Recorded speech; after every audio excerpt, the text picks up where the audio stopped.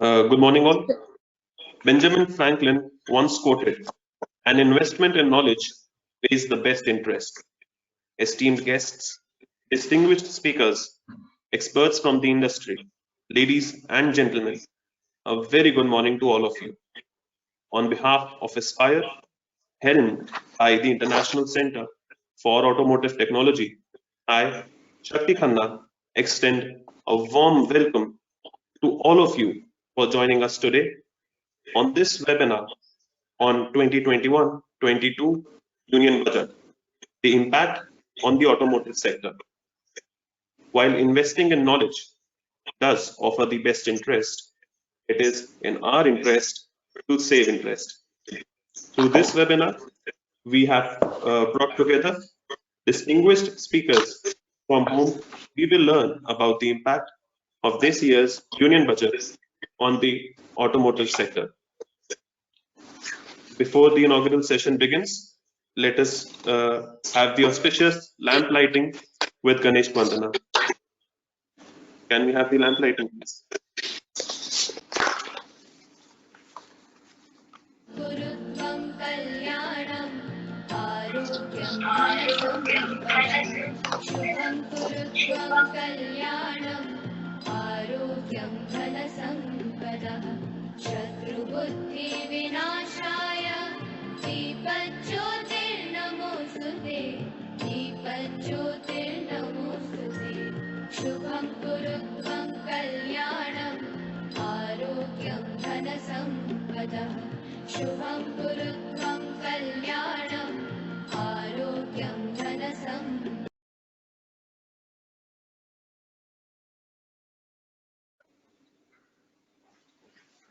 Ladies and gentlemen, we will now commence the inaugural session.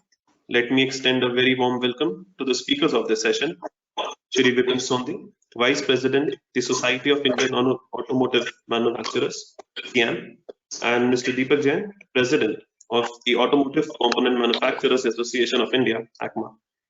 We have with us the esteemed presence of Shrimati Pamela Tikku, Senior General Manager, ICAT, and Shrimati Vijan Pooja, Deputy General Manager, ICAT. I want to extend my heartfelt thanks to all the dignitaries for gracing the occasion with their kind presence. We appreciate you for taking your time off from your busy schedules to join us today. With this, I would now like to request Shrimati Pamela Tikku for the welcome address of the inaugural session. Ma'am.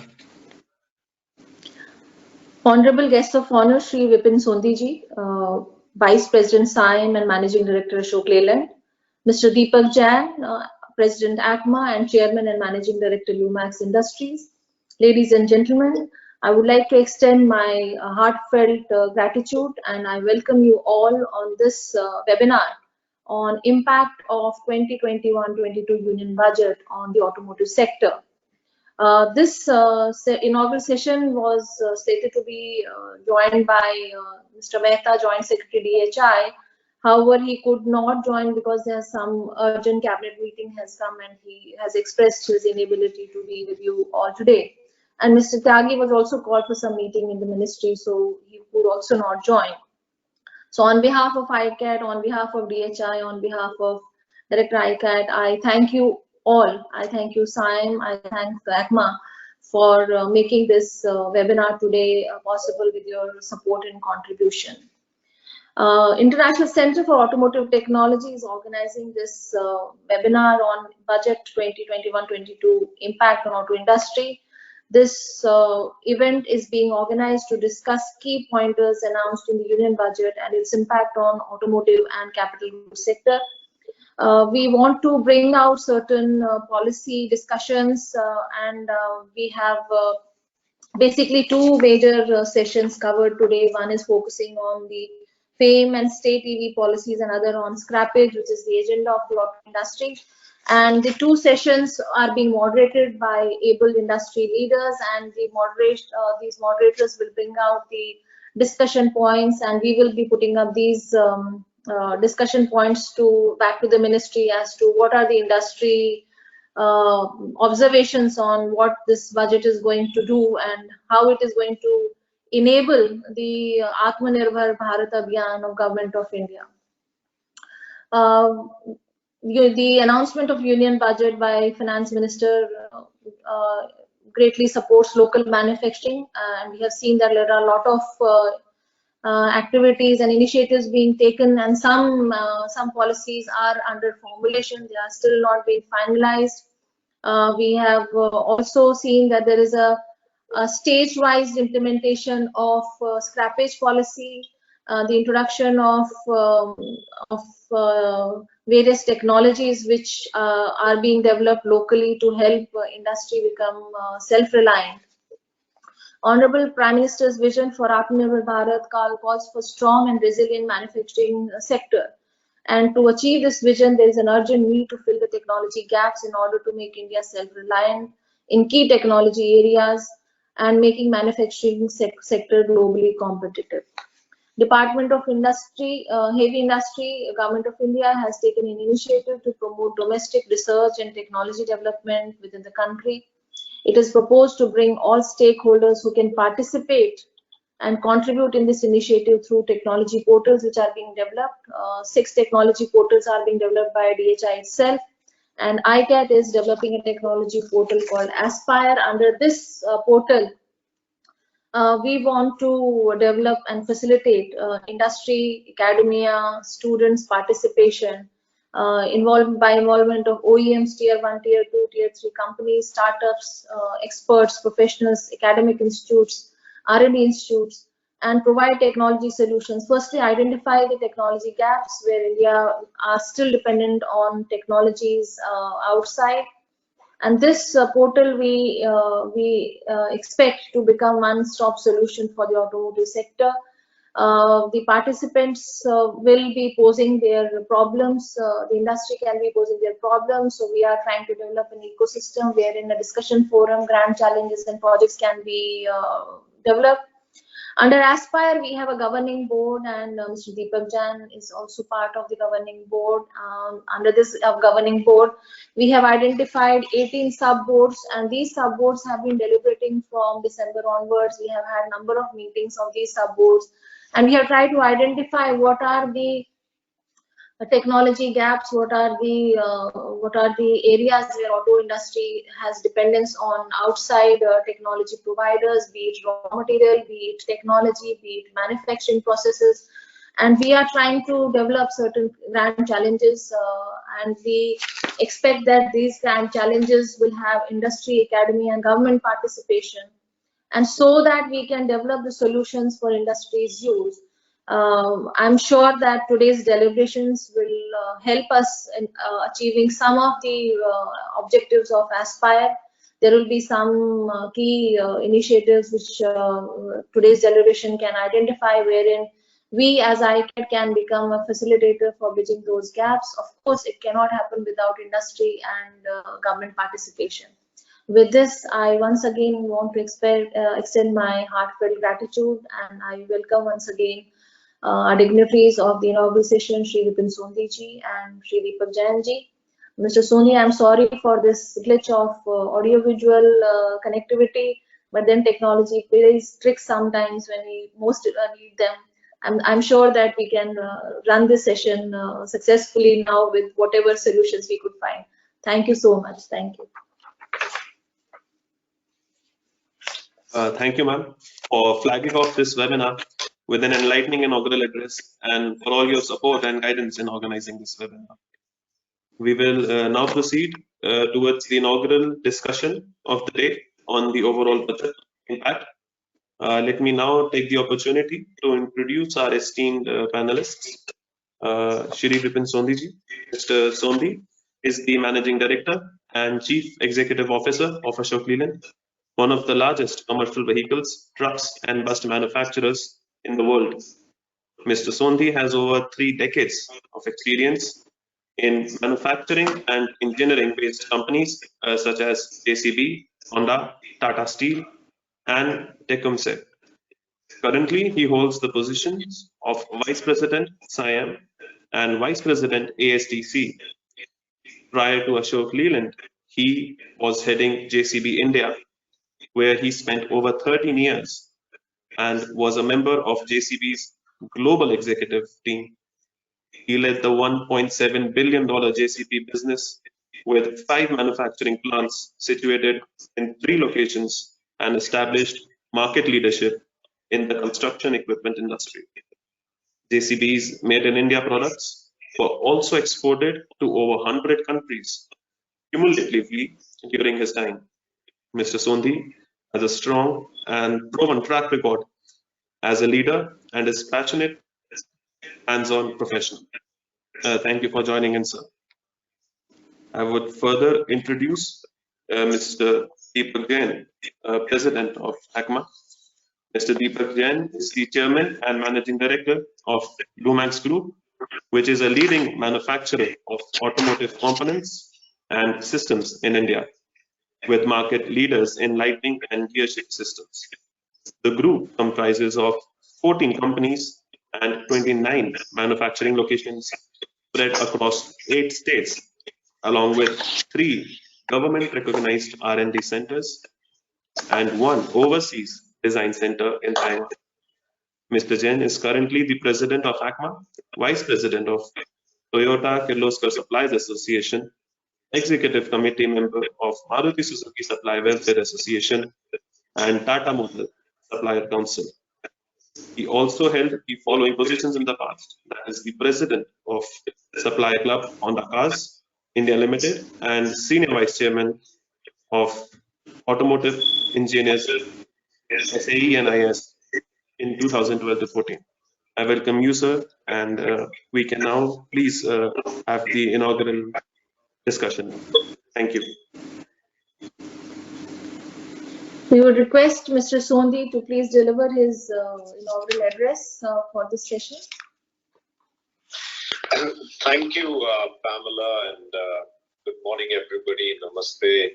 My friend Deepak, President of ACMA, Vinny Mehta, and of course my colleague Rajesh Menon and SIAM, Pamela ji, and Srimati Vijayanta. Ladies and gentlemen, first at the outset, I'd like to recognize the contribution of ICAT to the automotive industry.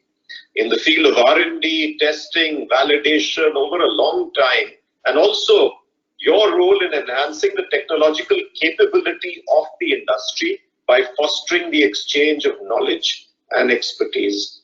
Pamela ji, you mentioned government, academia, and industry. This troika really has to come together more and more often, really, if we want to develop and create IPR. So it's very well said, and I would fully endorse that.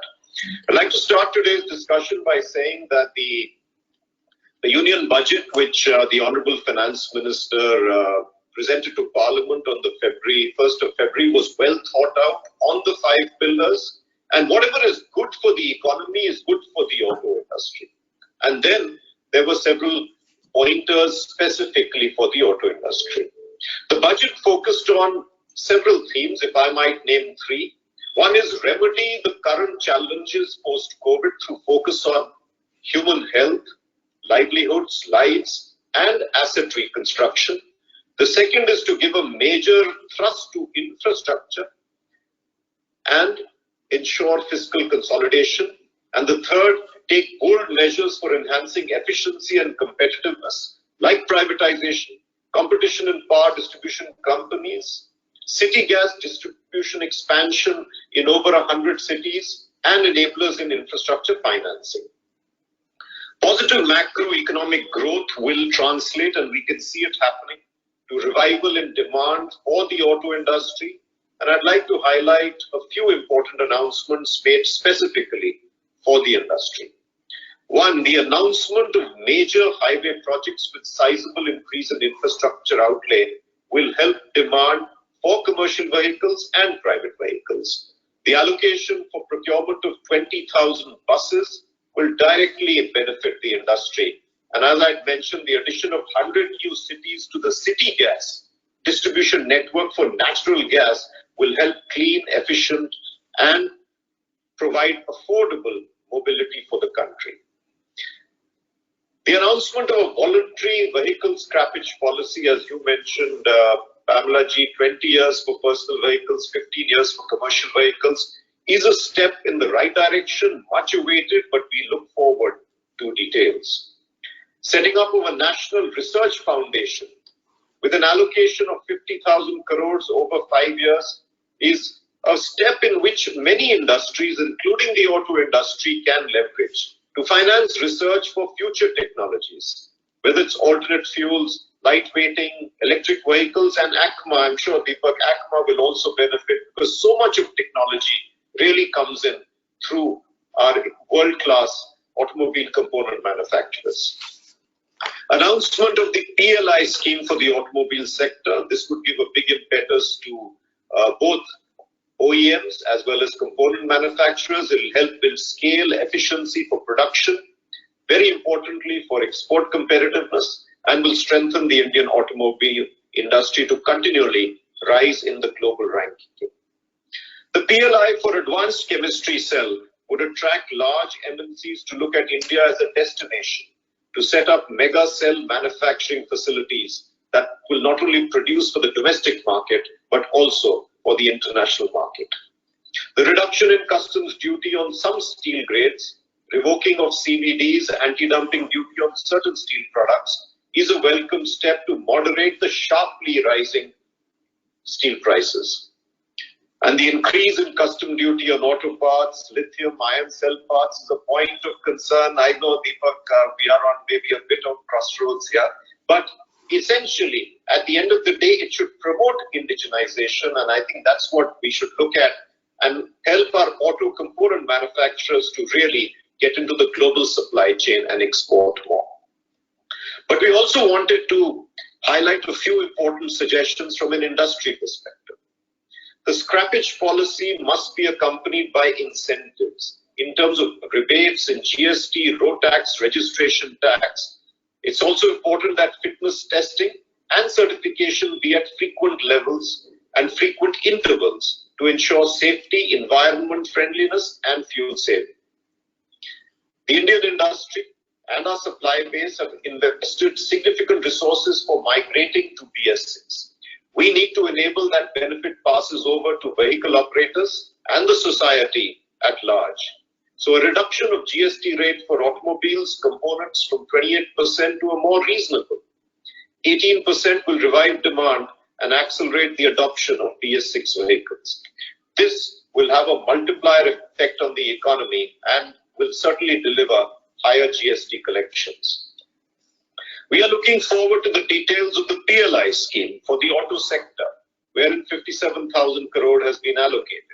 We just wanted to highlight that the industry submission on the base year for determining incremental production sale, which ideally should be the average of 2018-19, 2019-20, and 2021, 3 years instead of one base year as 2018-19. The average will help iron out the peak and the trough years and is a better representative base to use. R&D work has been impacted owing to the COVID lockdowns and subsequent safety protocols. We'd like the government to take into consideration these special circumstances and review the timeliness of implementing the upcoming regulations other than safety. And Pamela ji, I'm mentioning this because we had expected the Joint Secretary DHI to come here, but hopefully you can pass this on. So BS6 Phase 2 emission regulations, including RDE and PEMS, are notified for implementation from 1st April 2023. SIAM is requesting that BS6 Phase 2 can be deferred to 1st April 2024 for new models and 1st April 2025 for existing models. The Phase 2 fuel efficiency regulation for passenger vehicles is also notified for implementation from 1st April 2022. SIAM is requested if the current notification on the second phase of fuel efficiency regulation can be deferred and considered for implementation from 1st April 2024. Further, the fuel efficiency regulations for light, medium, heavy duty BS6 vehicles may also be implemented from 1st April 2024. And finally, the OBD2 regulation for two-wheelers and three-wheelers scheduled for 1st April 2023 is requested to be deferred in 2 phases. But Overall, thank you very much for inviting me. ICAT doing wonderful work, and it's a pleasure to be with all of you. Thank you very much again. Back to you, Pamela. Thank you so much, sir. Thank you for such enlightening words. I know industry has been requesting because of COVID situation, certain deferments of regulations, and these are under discussion with the Ministry of Road Transport and Highways. Ministry of Heavy Industry really is not very much involved in the implementation of or deferment of regulations. So, CAFE, Bureau of Energy Efficiency, and OBD and BS6 RD Phase 2 in 2023, which is being requested, is also under Ministry of Road Transport. So there is an deliberation going on with Ministry of Road Transport. We recently had SEOE meeting, also we had CME TSC meeting, and there was certain industry representation. So I'm sure government will take their due consideration on what industry is facing currently and how it can help industry implement these regulations. Thank you so much, sir, and I'm sure a lot of things you have talked about which we will collate as part of the outcome of the deliberation and will submit to ministry for their consideration. Thank you so much. May I now request Mr. Deepak Jain, President ACMA and friend also of SIAM, ICAT. We have been thankful to you for being with us whenever we have requested him to be part of our interactions. I would request Mr. Deepak Jain to share his perspective on auto component industry. In fact, auto component industry is a very important industry and under focus both in Ministry of Heavy Industry, and there is during our deliberations with under Aspire, we have also found there's a huge opportunity of developing local technologies, enhancing the local developments, developing self-reliance. And I think that with your initiative and with your leadership, we should be able to take some early grand challenges which are industry pain points, be it manufacturing technology or be it material technology or technology development. So we can quickly work on that and try to deliver certain solutions. So first key, couple of initial successes will lay a path for success of the Aspire activities. With this, I would like to request you to kindly deliver your inaugural address and please help us identify where we need to focus and how we can go about. Thank you so much. Well, Pamela ji, thank you very much for your kind invitation to ACMA today. I think Aspire is really helping the whole automotive ecosystem to collaborate and come together to actually challenge and make sure the opportunities of the future trends of mobility are taking place. So thank you, ICAT, for actually making this initiative and kind of making this collaboration effort and facilitating that.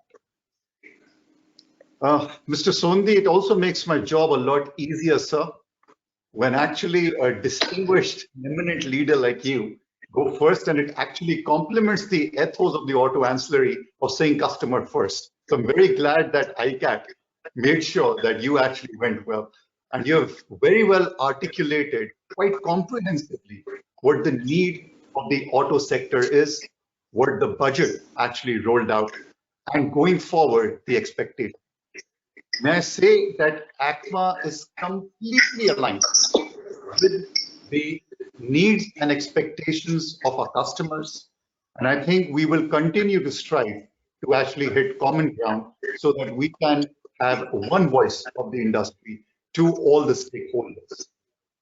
Of course, we were expecting Shri Amit Mehta, Joint Secretary DHI, so that it could give us an opportunity to voice our concerns directly to him.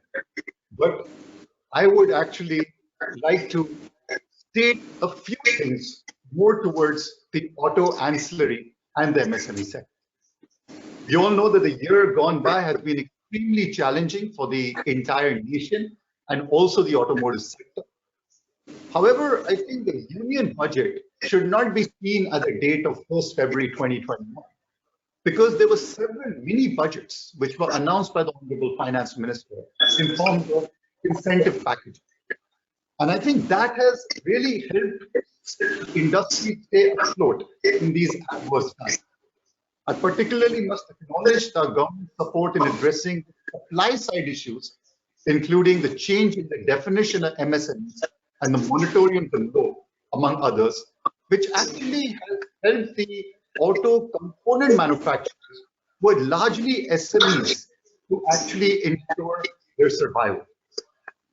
I think, speaking of the budget, I think the vision of Aatmanirbhar Bharat enshrined in the Union budget, coupled with some sort of nation first, will actually be the bedrock which will propel us further and probably give us a view of what the policies will come for the future. We have spoken about and Vipin very clearly articulated the increased spend on road infrastructure, the voluntary capital policy, the research and development, and the PLI schemes, which augur well for the automotive sector. But I personally believe that the continued focus on building rural and agricultural infrastructure, and also parallelly the vaccination drive, will ensure that mobility will be sustained in the coming future. Today, there are many headwinds as well when we see, and I think we can probably see an adverse impact of the pandemic, although there is strong recovery. But three main headwinds are actually sitting right at us. First is the escalating costs and the non-availability of raw materials, especially steel. Second, the global shortage of semiconductors. And third, the huge increase in the freight cost because of the non-availability of the container. While these are global challenges, I actually urge the government to strongly basically facilitate with the concerned ministry to also ensure that these resources are actually having an early resolution. Also, I think the much awaited PLI scheme for auto sector, we're looking for past the details. While the exports focus is indeed welcome, the country imports close to 1.4 lakh crores worth of auto components. I must add here that yesterday, Honorable Minister Nitin Gadkari addressed us at the ACMA Technology Summit and Awards, and he reinforced the government's support and commitment towards an Aatmanirbhar Bharat and urged the automotive industry for deep localization and reducing imports. In fact, he mentioned that we should aim for 100% localization from the existing 70-odd%. We, however, feel that we need to make structural policy changes to encourage localization. And I strongly recommend that either through the current PLI framework that is being formulated, or maybe through another policy, we could actually consider offering incentives to auto component manufacturers that are generally engaged in localization and going forward can achieve a target localization as agreed upon by the government. ACMA is willing to work, and we will also be sending a detailed proposal for this. I think the need currently is to have a very, very well regulated, agreed, and a stable technology and a regulatory roadmap between industry and the government. And we are completely aligned with the request made by SIAM of recalibrating the technology roadmap.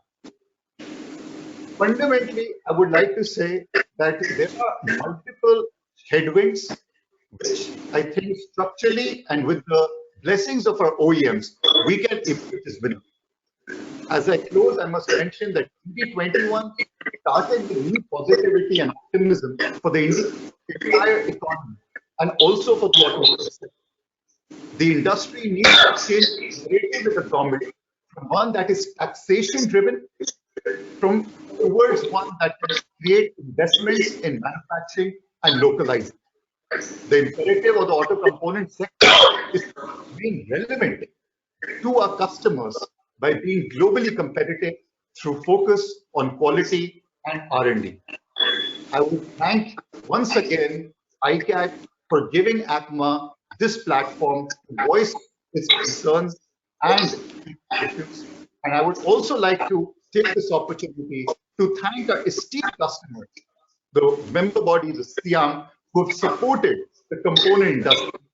We should collaborate together further to ensure we become globally competitive. Thank you very much. Thank you, Mr. Jain. Thank you for speaking out right from your heart and with passion, which we always see whenever you deliver your addresses. I'm sure there are a lot of things which you have talked about are pain items for the industry, and you spelled out them very clearly. I will be also, as I said, we will be compiling all the deliberations of this webinar, and we will be submitting to ministry for their consumption, because we were asked to conduct this session to understand what are the requirements of industry on the budgets and expectations. So we will, even though Mr. Mehta has not joined personally, but we will make sure that the deliberations of today will be compiling and sending them to as an outcome of the webinar. Thank you so much. Over to Shakti. Thank you, ma'am. And I thank the entire panel for addressing us today and for setting such a positive tone for the webinar further ahead. I would now request Shrimati Vijayanta Ahuja, Deputy General Manager, ICAT, for concluding the ceremony by concluding this session by a vote of thanks. Thank you, ma'am. Thank you, Shakti. Honorable guest, Shri Vipin Sondhi, Vice President SIAM, Shri Deepak Jain, President ACMA, Shrimati Pamela Tikku, Senior General Manager, ICAT. We would like to thank Joint Secretary, DHI Auto, for providing us this support and encouragement for this webinar. It's my privilege to propose vote of thanks on this occasion. I, on behalf of International Center for Automotive Technology, thank once again Shri Vipin Sondhi, Shri Deepak Jain, Shrimati Pamela Tikku for gracing this webinar while finding time amongst their busy schedules and to be here with us for sharing their experiences and opinions today. The overwhelming presence of the Indian auto industry in this webinar indicates the importance of this year's budget to the automotive industry.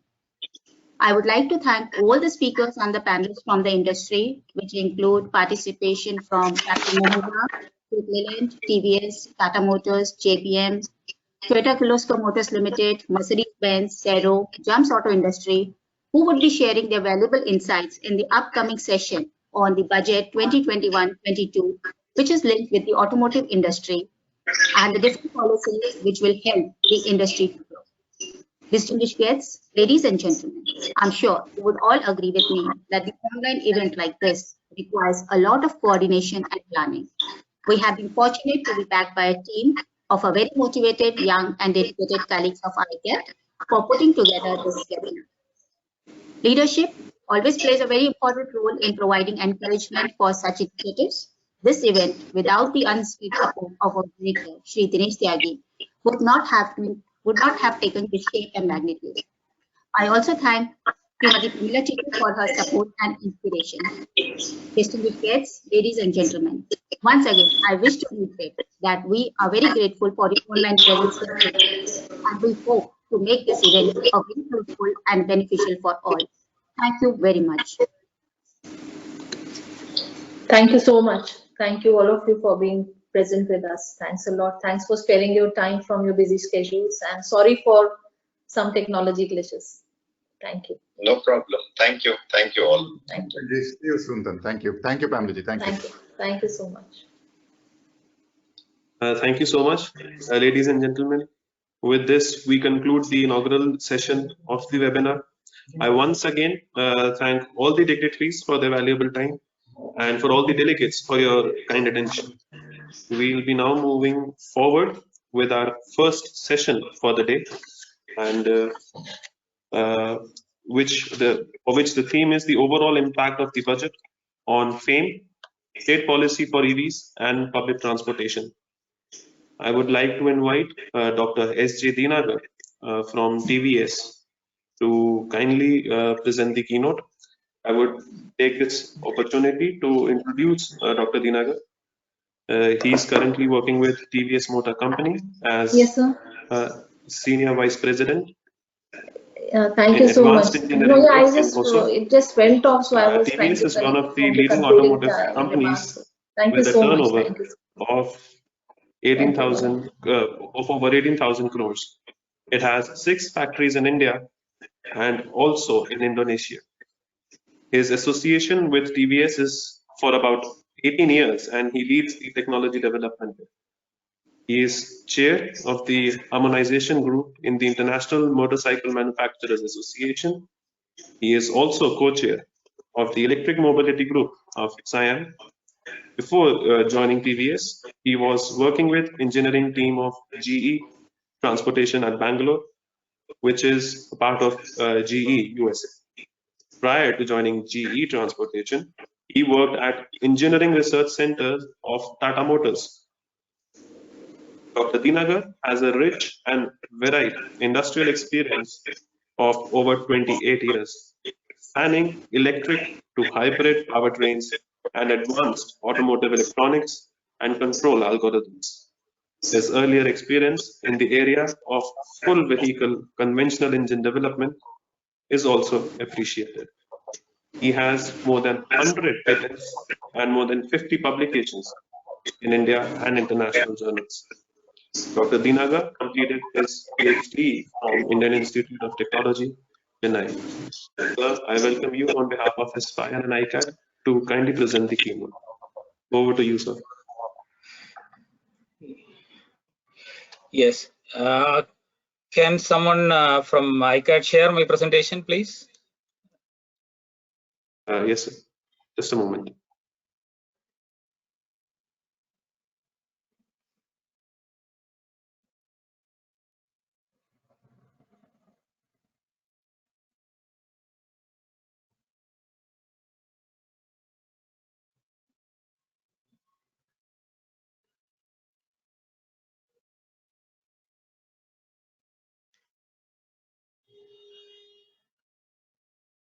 Sir, will you be sharing your screen or do you want us to share the No, please presentation? share from your side. I have some bandwidth issues. So. Sure, sir, sure. Just give us a moment.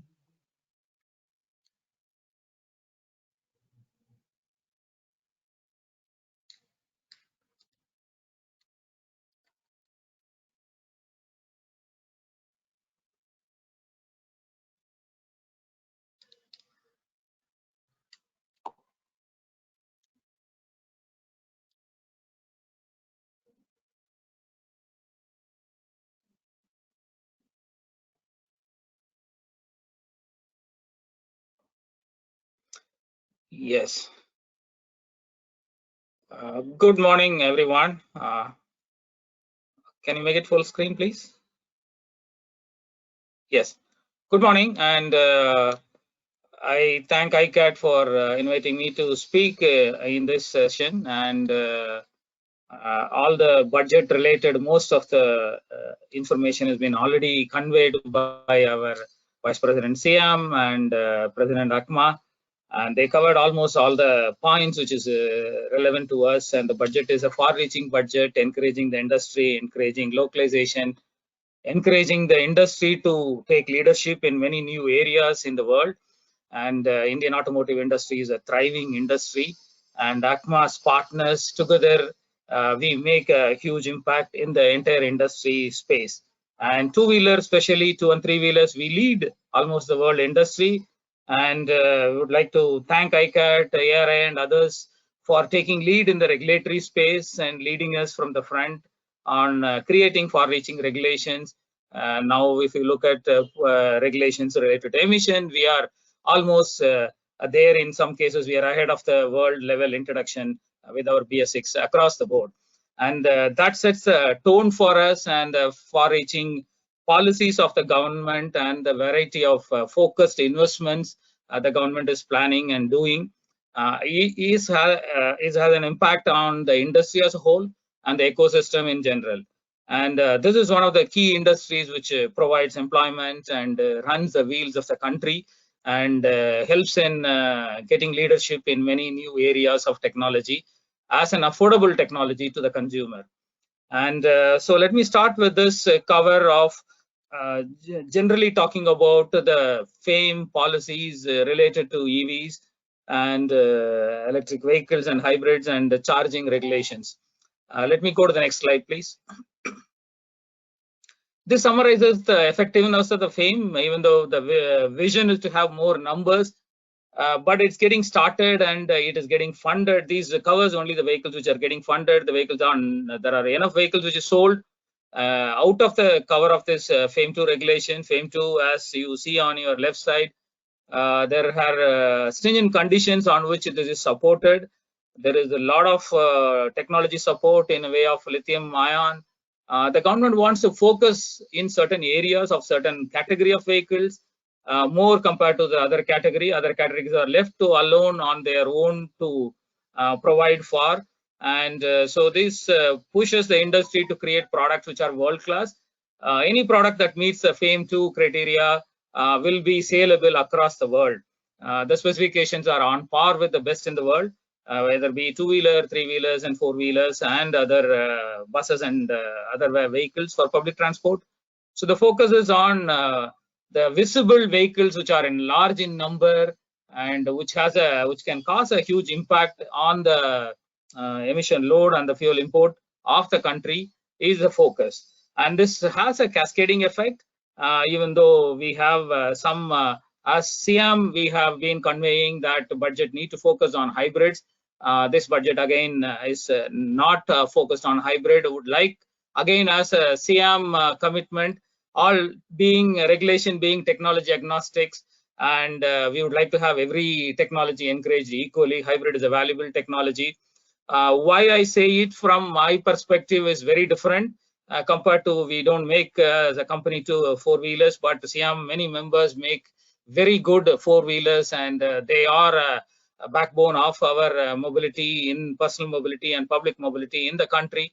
And the four-wheelers use, if mild hybrids, strong hybrids are encouraged in them, those mild hybrids, so-called very small hybrid vehicles of four-wheelers, the powertrain is nothing but a two-wheeler traction EV powertrain. So what we miss by not supporting hybrids is the entire ecosystem, very established, reliable ecosystem of parts which are not being available to the other industries. 3 or 5 kilowatt powertrain for a very small hybrid for a four-wheeler to reduce carbon dioxide. If it is supported, the same one becomes a very good traction motor and a controller for a two or three-wheeler application. And they are tested for the engine compartment in a four-wheeler at a higher temperature. It inherently helps us to use those components readily. And they would have been already invested, seeing the scale of the four-wheeler and the cost advantage of the four-wheeler and the compactness which is required to be used along with an engine powertrain. So this is a very different take on the entire hybridization for four-wheeler. We eagerly look for any technology which comes in the four-wheeler, like be it ABS, other technologies, fuel injection. They are the leaders and pioneers in the automotive industry for the country. Whatever regulations, whatever pieces of technology they stabilize, we take it directly. Now, we never had a problem of going into BS6 with the EMS engine control system. They're all proven. Now we are going into OBD. We know that our four-wheeler friends have met those regulations comfortably, and we can look at where it can be applied directly because those algorithms exist. So this is another take on the hybridization program of the four-wheeler, which helps the entire ecosystem for the two-wheeler and three-wheeler industry in a big way. Next slide, please.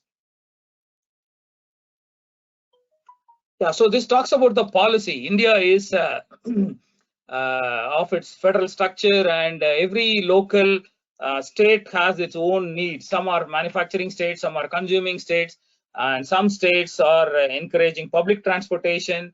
So they are all very differently oriented towards the policy related to electric mobility. And we see a summary of these policies. We see excellent support in whenever we speak to these governments in local governments in many states.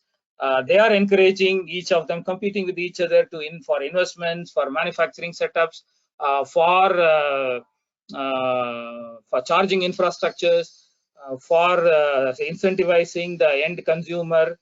So all those support is needed as this technology takes off in the next few years to reach the scale which is required for the industries to thrive on its own merit. Next slide, please. So we have multiple activities because I thought of touching this point. This is a worry for everyone. What happens to the standardization on the charging, on the components? This will create scale and this will create other partners ecosystem. EV is an industry where the set of new partners are going to come in: energy industry, power companies, distribution companies, which are not part of the current ACMA or our company consortiums, what we work together in automobile. So this regulation sets the direction for all those other industries which are relevant to a EV ecosystem join in. And there are a lot of activities, even though it is not visible at this point. But ICAT leads a set of TD27 committees on standardization of components. AAC committees leads on getting other part of the regulation, which is led by another regulating group at ARI. And ETD 51 under BIS and headed by DST, Sajid. So he leads activities related to standards for EV, especially for small vehicles where there is no standard in the world.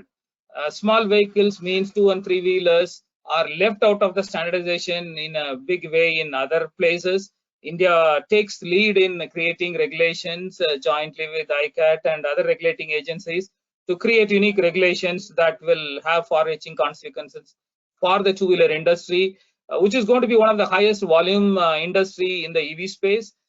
Their charging needs are very different, and their cost of battery versus vehicle is very relevant to that customer. So this standardization helps in a big way to bring comfort to the user to cross the initial sticker price shock in a way which is enabling the industry to have the volume and scale. Next slide, please.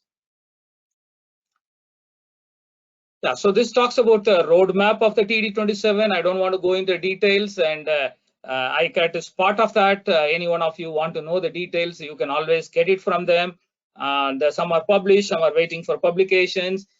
We will have a standardized code for motors, standardized code for traction batteries, and standardized code for rest of the parts, and how they are put together as a vehicle standard, the emission levels, the electromagnetic radiations.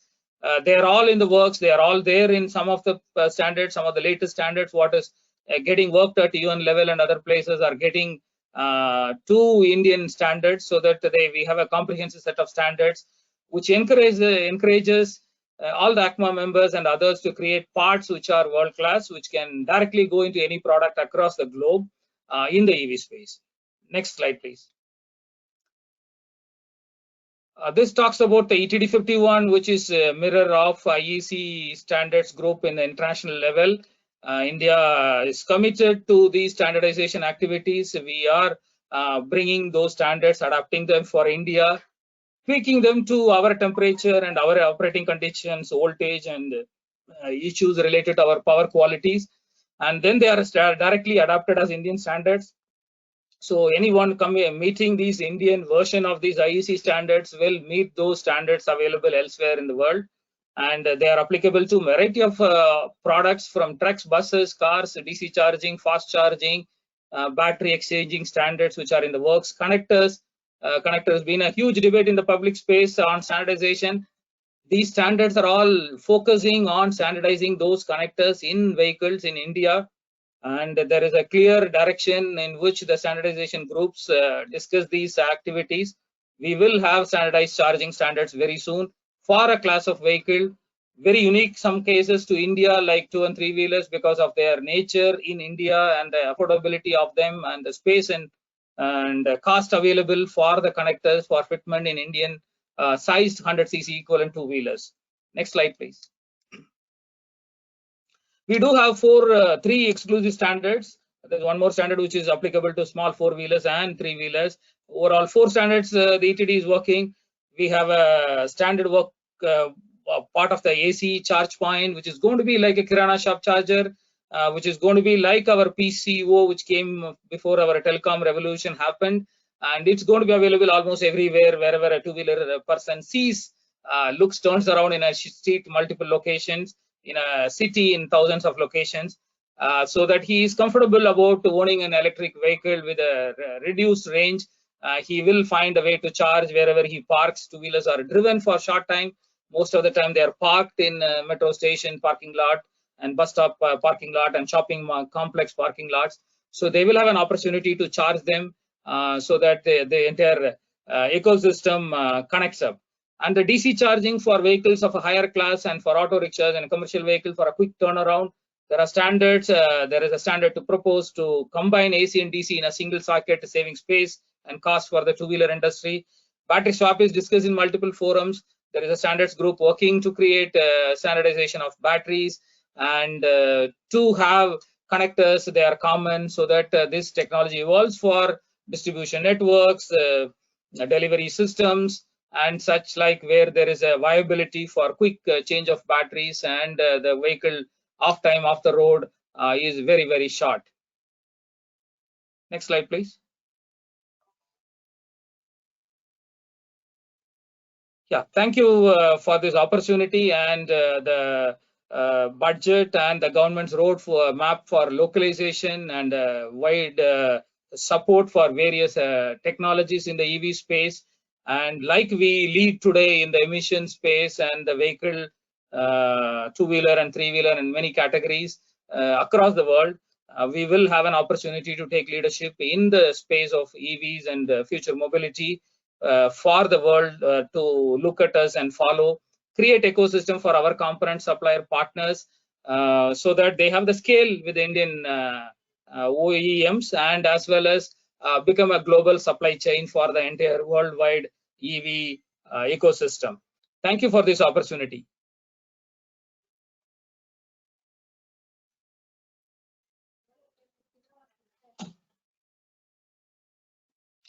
Thank you, sir. Thank you, sir, for your such an informative keynote. And moving further ahead, I would like to introduce the panelists for this session. Shri Amit Rajesh Shukla from Tata Motors, Shri Nishant Arya from JBM, Dr. Dinagar, as we already know, from TVS, and Shri Vini Mehta from ACMA. I would also like to introduce the session moderator, Shri Arun Malhotra, who is an auto industry expert and former MD of Nissan India. I would request the moderator to kindly introduce the panel and initiate the panel discussion. Post the discussion, we will have a 5-minute Q&A session. So I request all the participants to state their queries in the chat box. Thank you so much. Over to you, sir.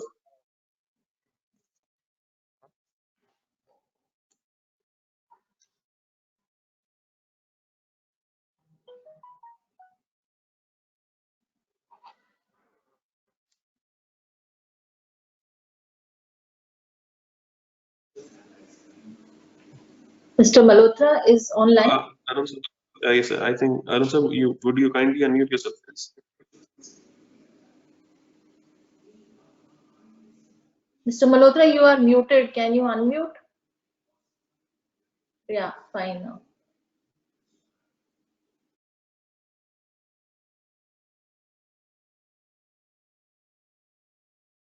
FAME policy, the state policy of the EVs and the public transportation. And these are major areas which do covered in the budget directly or indirectly. And Mr. Malhotra, we missed your initial speech. If you don't mind, can you start it afresh, please? Okay. It's a pleasure to be part of a very distinguished panel. And today we're discussing on the FAME policy, the state policy on EV, and the public transportation policy, which has been impacted by the budget. If you look at it, there's been a very incisive presentation by Dr. Dinagar, which he focused on the ecosystem of the FAME policy. And this is impacted not only in terms of the government policy of the FAME policy, but also on the infrastructure which is created on battery, charging, system, processes. And then we have the state policy on EVs, because we have a federal structure. So there'll be a central policy and there'll be a state policy. So state policy has an importance And last but not the least is the public transportation system. We've got a distinguished panel. Professor Dinakar, you already heard him. He gave a very good insight on the way the EV policy stands today. Along with that, we have Mr. Vinny Mehta. He's Director General of ACMA, Automotive Component Manufacturer Association. ACMA is the key body which represents the voice of thousands of Tier 1, Tier 2, and Tier 3 manufacturers. And it is puts India on the auto front, both in the local level and the global level. And then we have with us Mr. Nishant Arya. He's a young person by our age, by the age of the other panelists. He's the Executive Director of the JBM Group, a $2.2 billion company. And I think their major forays beyond the auto ancillary has been in EV, charging station, renewable energy. So he's leading from the front for the future of India. And last but not the least, we have Mr. Rakesh Shukla, who's the head of indirect taxation in Tata Motors. And so you want to understand how to look at it, the taxation from various perspectives. There's no better person than to look at from Mr. Rakesh Shukla. We'll get straight right away, and we'll start with Mr. Vinny Mehta.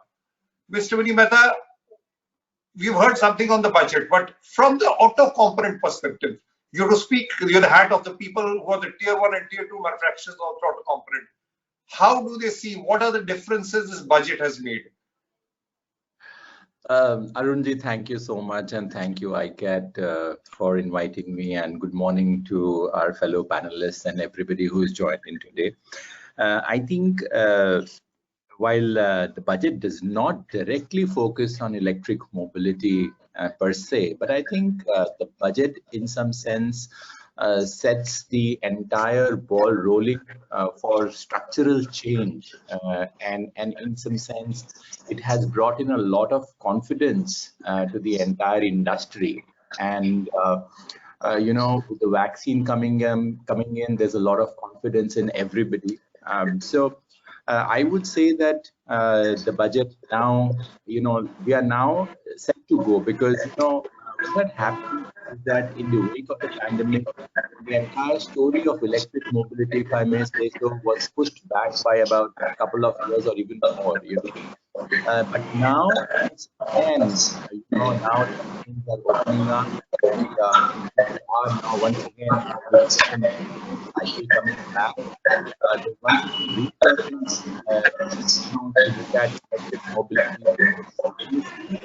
So I would sort of, in terms of budget, that is where we are. But that apart, I you know, same policy control.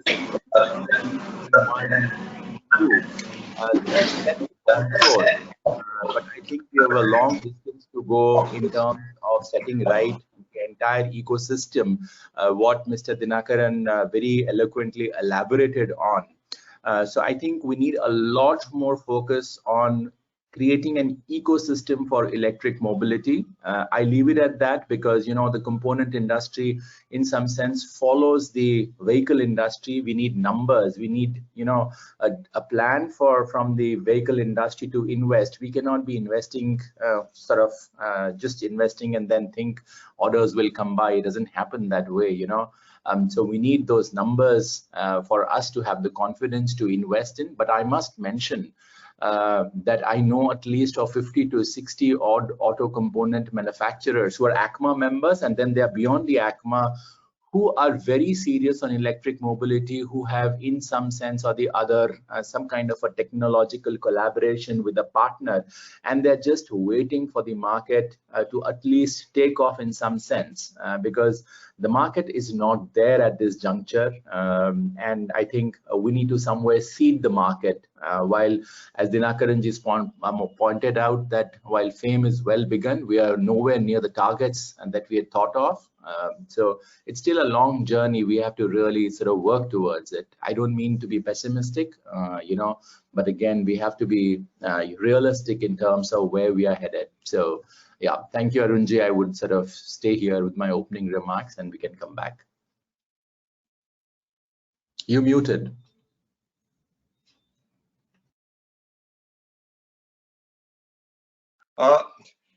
Vinny, you mentioned 2 or 3 key things.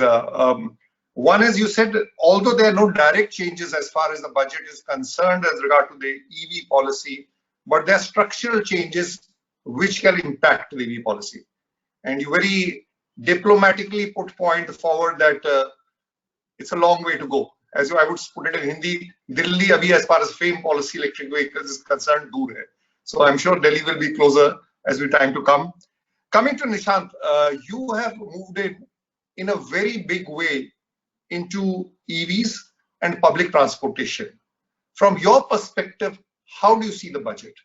Because your group is making major forays in buses, heavy commercial vehicles, electric vehicles, renewable energy. How do you see it? From your perspective, this budget, Nishant?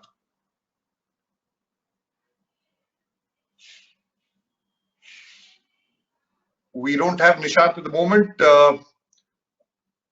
So we'll come back to him later. He probably will join us later. But coming to Mr. Rajesh Shukla, there is a lot of numbers thrown in. You know, when you look at a budget, it talks of imports, it talks of import, it talks of balance of payment, it talks of taxes, it talks of outlays. But sometimes you have to declutter the entire thing. Now, I want you to declutter the entire thing from the automotive industry perspective. What are the big things you think which can impact on the industry directly or indirectly from the budget recommendations? So first of all, thank you, Arunji, for inviting me. Am I audible? Yeah, you're audible, sir. Yeah. So thank you, ICAT, for inviting, and thank you, Arunji, for being panel moderator for today's session. So I think all of us are very encouraged and happy about the steps which government has taken, and more specifically, auto sector is looking forward for these implication of long-term implication of the budget. Like we are expecting positive outcome of vehicle scrapping policy, production linked incentives, and all these initiatives on promoting public transport, either vehicle or vehicle. So it has got many positives. And if I see from a tax and finance angle, I think the major focus always, as everybody has appreciated, making India Aatmanirbhar Bharat, but at the same time avoiding the loopholes of revenue leakages, bringing some ease of doing business. So these are some positives which I see in general. In specific to electrical vehicle, what I see is that is simplification or ease of doing business. Earlier, when you used to import any part or sub-assemblies under concession notification, the condition was it has to be processed completely in-house. We cannot send it to purchasing. So this represented there was a draft notification, it was not issued, but now it is issued. So it is giving a good amount of flexibility in supply chain that we import and get the value addition done through our local supporting manufacturers. So this is a positive step which has happened. So there was issue on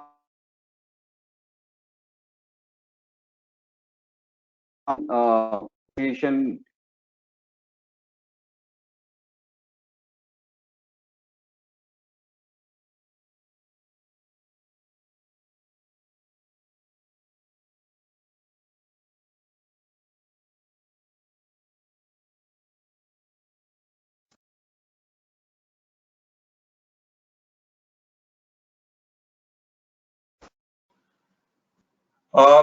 I think we lost the audio connection with Mr.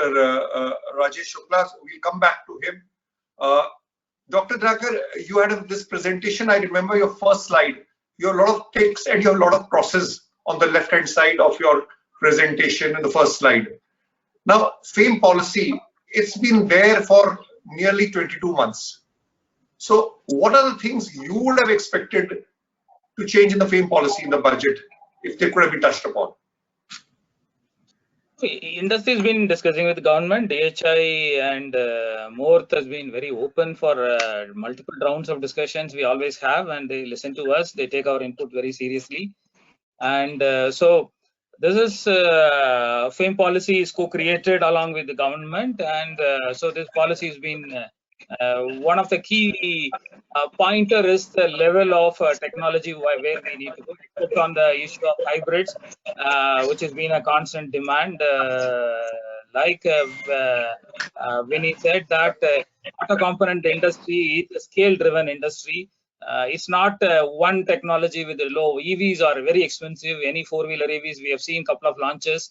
The volumes are very, very low for any localization for anybody to attempt. And now the scale happens in technologies which are affordable. Hybridization has been one of the things which has got missed out. Rest of the things, we have not used the funds already allocated. We have funds for research, funds for charging ecosystem. They're all available already. The budget basically carries them forward for us to use in the coming years. And if you have completed complete utilization of the allocated funding for FAME, we would have got new funding. I'm positive that government is direction is very clear. We got the funding extended, and we will support the next couple of years with that. And once we exhaust those funding, I would request other panel members to switch off their speakers. There's a lot of noise coming parallelly. So if others can switch off, we can hear Mr. Dinagar very clearly. Thank you so much. Yeah, so this is one area where we would have expected government support on the hybridization, which was missed. Second point is on the R&D allocation of funding, which is tax related. The other panelist, Rajesh Shukla, will know it better. This has been a constant demand from the industry, and the entire ecosystem, if you see any country, be it China, be it Europe, the entire technology, scientific work on a deep science happens in universities. You look at all our IITs. We have sparks in multiple IITs, IIT Chennai, IIT Bombay, IIT Kharagpur, IIT Guwahati, and central CSIR labs in Hyderabad, in Chennai, in Karaikudi, in multiple places.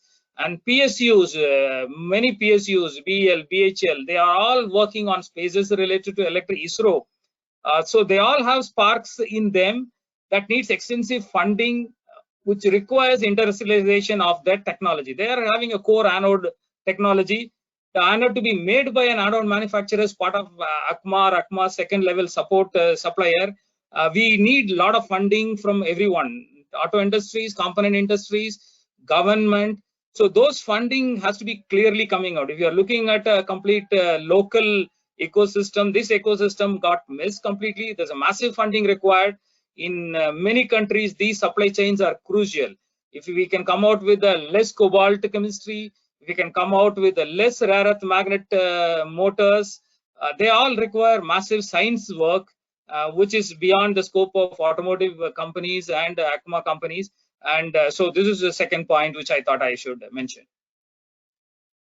Arunji, I'm back. Are you able to hear me? Yeah, I'm able to hear you. I'll come back to you, Mr. Rajesh Shukla. Now I'm able to hear you. I'll come back to you with valid points raised by Dr. Dinakar. Coming to Nishant, who just joined us. Nishant, the one point which has been discussed and which was mentioned is there was no mention of EV as far as the budget was concerned. There was no mention of the word EV as such. But your foray is a lot in heavy commercial vehicles, especially with electric. But there was a focus on public transportation. From your perspective, how do you see the budget? Because public transportation is one area which has been very adversely impacted during the COVID times. You can see the sales of heavy commercial vehicles. That is one segment which is still to come back to its normal position. Electric vehicles, which they want to drive. So from your perspective, what do you think the budget has achieved? Or what we come to something what we could do better, but what do you think the budget has focused on? Nishant. Yeah, so I think first and foremost, the budget has been in the right direction because the 18,000 crores which have been allocated for about 20,000 buses, that is going to be instrumental in redefining the public transport in the coming years, and will give a good boost because it has also clearly showcased that they're talking about PPP. So in a PPP model or for STUs or for private players, I think the details are yet to come out, so that is being awaited. But both the markets need that kind of thrust. Secondly, the key element in FAME is already driving the electric buses and the other electric mobility very clearly. And with the announcement of PLI, which happened before itself, so I think PLI were automotive components and batteries. So about 75,000 crores out of 2 lakh crores was on automotive and EV. So that will give a huge thrust upon this area. So I do not see them independent of each other. I would see all three in a combined manner. So PLI, the budget announcement on that, and FAME. Definitely, what is also changing is that we would be getting into the last phase of PMP, the phased manufacturing program in FAME to beginning of the next financial year. So that would bring in a lot of opportunities for local component manufacturers, as multiple OEMs have gone for their localization as per the FAME PMP program. But at the same time, we need to boost the market demand, which happens through these 20,000 buses plus the FAME policy. If you just see that in the FAME policy, also maximum success has been attained by the bus segment. They have looked at about 7,000 buses, out of which 5,500 buses they could allocate through the EOIs. And out of that 5,500, more than 50% buses have been allocated through tenders to different organizations, and rest are in progress and in the pipeline, which should be done in next few months. So clearly there has been a big focus, and we have seen a lot of good results from STUs and different smart cities who really want to see how they are transforming, because today in India we are having less than 1 person per 1,000 as a density in public transportation, when more than 90% people use public transportation, and 90% of that 90% use buses. So I think that is very important, that how today we are having less than 2 million buses, and out of those less than 2 million buses, approximately 50% buses are more than 7 years old. So they are going to retire. There will be the huge replacement market and a new market for buses. So how we are giving energy efficient buses and moving towards zero emission mobility. So that is going to be very essential. That is what is going to be. So this is not going to boost up the demand only here. Here with this model, it is a catalyst. With this catalyst, the industry and the country would realize how things are happening. Now we are seeing that so many different corporates are interested in these electric buses for their staff transportation, where there's no government intervention as such. Schools are looking for these things because the premium has become the new standard. So that is what we need to understand here. And clearly, this is a hygiene factor which they are seeing. So one was earlier, I always look at it in two parts: good to have and need to have. So from the good to have, it has moved to the need to have category, and that is a differentiating factor which many corporate schools are using for differentiating themselves with the rest of the competitors in the country. You are on mute. I can't hear you. So Nishad, 2-3 things you mentioned. One is clearly that the triple P, the public-private partnership, can give a big boost, which is independent of the budget. Second, you said this PLI scheme, which came before the budget. If you see it along with the budget, there is a lot which can happen. And you said, especially in commercial vehicles, especially in buses, at least if the vehicles may not be on road, but they've been allocated, a large amount has been allocated. So I'm seeing a lot of positivity and hope from your perspective. And the entire concept you're talking of the necessities. So just to add to what you are saying, because most of the times what happens is that buses, when they are mixed up in heavy commercial vehicles, because that is a small fraction of the heavy or medium commercial vehicles, right? So that is why independent focus on this is very important, because goods transportation with passenger transportation, so they are quite independent in their approach, and that is why here also in FAME also they bifurcated it, and in the budget also it was mentioned separately. So that independent focus is required, and across the world everywhere they are being given viability gap funding by all municipal corporations and so what Nishad mentioned is buses in volume terms do contribute a smaller section of the medium heavy commercial vehicles, but it is a very important role to play. So special focus is required. We lost you, the connection, Mr. Rajesh Shukla, but we were talking of the taxation aspect. How does the budget announcements impact the taxation as far as the customer is concerned, the manufacturer is concerned, or the auto ancillary is concerned? Yeah. So, Mr. Rajesh Shukla, you can unmute yourself. Yeah. So, sorry, I got disconnected. So when I was coming on the impact of budget on in general automobile and specifically on EV, I think Nishant has touched upon this bus segment, and I was coming on this simplifications which were given by government. At the same time, I think some areas where we would like government to address is that now the turnkey projects are being given, PPP model is being encouraged, and you know Tata Group is involved in this, investing heavily. Tata Power, Tata Chemical has started manufacturing batteries. Tata Motors is manufacturing vehicles. So we are investing heavily on the infrastructure, and the charging is one of the integrated part of this. And today the heavy duty charger are not being manufactured because of lack of technology or investment. So we were hoping that these chargers will get exemption, because if we import that with full 22% of custom duty and plus IGST on that, it becomes a big cost to these turnkey projects. So this was the point which we were expecting to get relief, but unfortunately it has not come through. But we are hopeful that it will be taken care. And as Nishant has mentioned, that in PMP now the exemption will be withdrawn in phased manner on the current imported assemblies or sub-assemblies. But then what will happen, we'll have to import the components to manufacture, because all the components required or child part required for these assemblies are not available in India because of technological reason or feasibility reason. So we were expecting that these items will be covered as a phase 2 of the keeping the cost of entire ecosystem lower. So we expect, and we are still trying from SIAM to keep this point in their agenda, and then we get the benefit, because once the assemblies come out of the exemption, we need child parts to get the benefit. Otherwise, that will become additional cost when we manufacture in India. So I think these are some points which I wanted to present as an initial thought on this budget.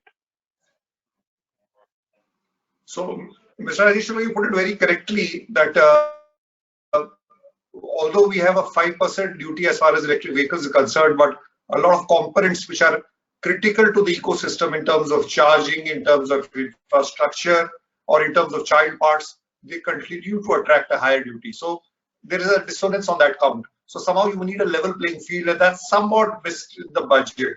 But you're hopeful that the government has understood this, and probably those modifications or those interventions will come which will help this about. Now coming to the second part, and we're talking of challenges and opportunities. Mr. Vinny Mehta, let us look at the top 2 challenges which we still face in the ecosystem as far as you can say the electric vehicle or in public transportation, and what do you think are the opportunities? So if you have to wear the hat of a straight advisor, straight talking to the finance minister or the minister of heavy engineering, what would you highlight in terms of opportunities and bottlenecks which need to be debottled? Mr. Vinny Mehta. Yeah, so Arunji, I think the way I would look at it, it's not one challenge or 2 challenges. One has to have an ecosystem approach. There is no one part. I mean, if you were to miss out any one part of the whole story, then the market doesn't progress in that sense. So I would say that what would be very critical is to generate demand, because that would drive everything. But to sustain demand, you would need a very stable and robust charging infrastructure.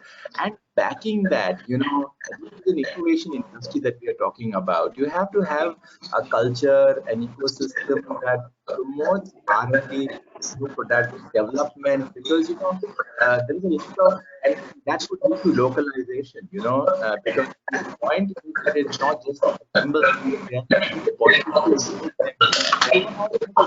ecosystem-based approach, but opportunities are infinite. And we're all very conscious of the Paris Agreement. We have to decarbonize. We have to make people want a better quality of life, and that these are pre-standards. Everybody wants to move on to that, and again, when you're talking about electric mobility, then you have to have a whole ecosystem that supports renewable energy. If you do not want thermal power to come in, then the entire, idea, the ethos of, decarbonization, reducing carbon footprint, reducing pollution goes for a toss. So one has to have a very wholesome approach to this story. We unfortunately in India always, take very disjointed approach. Even like one of the biggest needs probably is that we should have a single point in contact in the government who can hear us out and take a complete, overview and an ecosystem approach. Today I'm dealing with 11 to 12 ministries. Poor Nishan breaks its head across so many government departments. So it's a huge challenge in that sense. I think we need to put our act together, and yeah, I'm happy that a lot of good work is happening. There's no denying that. Again, now we have the PLIs. We do not know the details of the PLIs. We have the PLI on battery manufacturing or cell manufacturing. We need again that to be in some sense taken to a conclusion. So we are well begun everywhere, but honestly, we need to run the race. Yeah, that's it from my side. Yeah. There's a saying in English, well begun is half done, but it's not half done still. And what he said is there is a lot of good intentions, a lot of actions, but a lot needs to be done. And two things which Vinny mentioned was how to look at the entire ecosystem. You can't look in isolation. You can't look in isolation in terms of demand. You can't look in isolation in terms of charging infrastructure, in terms of a government policy. And one thing which very interestingly mentioned, Vinny, I thought there are 5 departments to go to. You mentioned there are 11 departments which you have to relate with. So you need a single point interface point. So that will, because it will be the look for it together. I think that's the whole question which is asked. Policies, 5 more are coming in, so there'll be 15 more offices to knock on doors. So Vinny, your job is quite challenging, interesting. You meet a lot of interesting people at different times, but you want to meet them together. Well said. Dr. Dakar, since you talked of FAME policy, I just want to ask you 2 things. Government allocated 10,000 crores to the FAME policy in 3 years. 8,000 crores was for the vehicles and 2,000 crores was for the infrastructure and the ecosystem. And if you go on the side of the heavy industry side, only about 60,000 vehicles have been, nearly not even more than 60, slightly more than 60 have been, you can say, incentivized. So if I look at it, the target was 15 lakhs, 60,000, which doesn't come to more than even 4%. And if I look at the policy, 22 months out of 36 months over. So if I use an analogy of a cricket match, out of 50 over match, 30 over match is over, and you scored only 6% of the runs. So if you were to advise, what would the intervention be required? Otherwise, this budget will lapse. Or how can this budget be utilized better? So you have to hear your thinking cap and think aloud what needs to be done in this regard.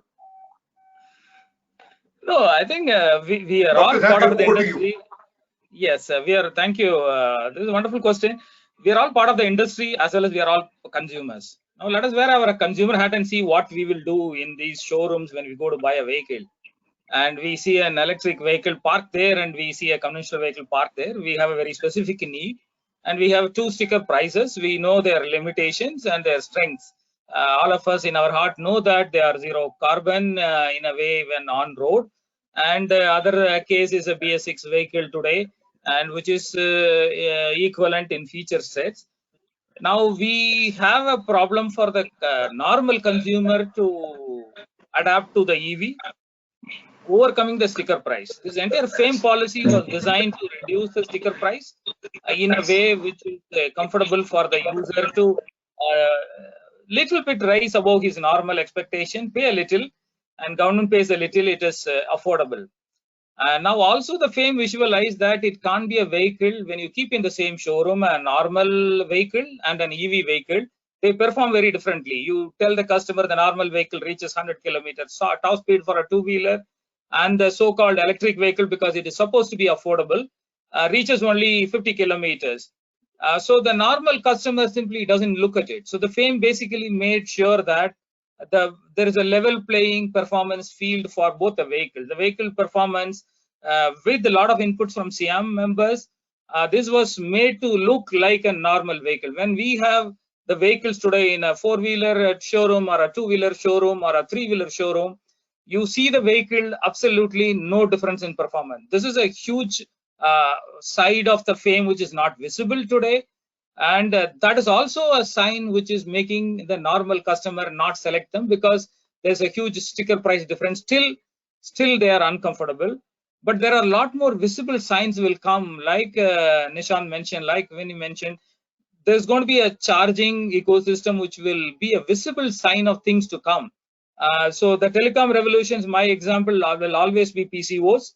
And all of us, the simple wired phone, when we were migrating to this mobile, there was an in-between stopgap of PCOs. You can see queues in the PCOs after 10 o'clock because the rates were very low, and people were trying to make calls. And so this is an experience of people migrating from an era to another era. Electric vehicle mobility is a software-driven vehicle. Now the era is it's begun, but it's not there yet. So the in-between pieces are missing. A lot of pieces in the manufacturing sector, in the supply chain sector, in the knowledge sector, to connect all of them together to make sense of these vehicles. And the creators of these vehicles are missing. There are not enough knowledge in the pipeline from universities. The departments are organized vertically on one functional silo as mechanical, electrical, chemical. For us, it's in one box. When you look at the battery box from Nishant or from TVS or any company, there is a 20-30 mechanical engineering work and 30-40% electrical engineering work, 20% software engineering work, and chemical engineering work. Now, how do I make this come out of an university? Now I have to select two engineers of each to work on a single project. Should I have a knowledge which is created to support these technologies? And the knowledge is going to be in the cloud in the form of software algorithms which will drive these vehicle ecosystem in future. They are updated throughout. Current ecosystem of selling a vehicle and not forgetting about the customer will vanish. We sell a vehicle, our work starts on the day of selling a vehicle. For the next 15 years, we support them, or 8 years, we update the software, make their performance up to date, make them compatible with the new charging ecosystem. So they are all the parts which is missing today. So the FAME number is a reflection of the missing pieces in the puzzle. When the missing pieces are put in place by government, industry, component suppliers, and software companies, we see the customer crossing over comfortably. You talked of two very interesting things, that the centers of excellence exist, whether they are in the academia, whether they're in the PSUs, whether they are the technology companies. So there is a certain inflection point, or I may say there's a certain spark. Although when we talk of spark ignition, we refer to the old technology, but you need a certain catalyst to move it forward.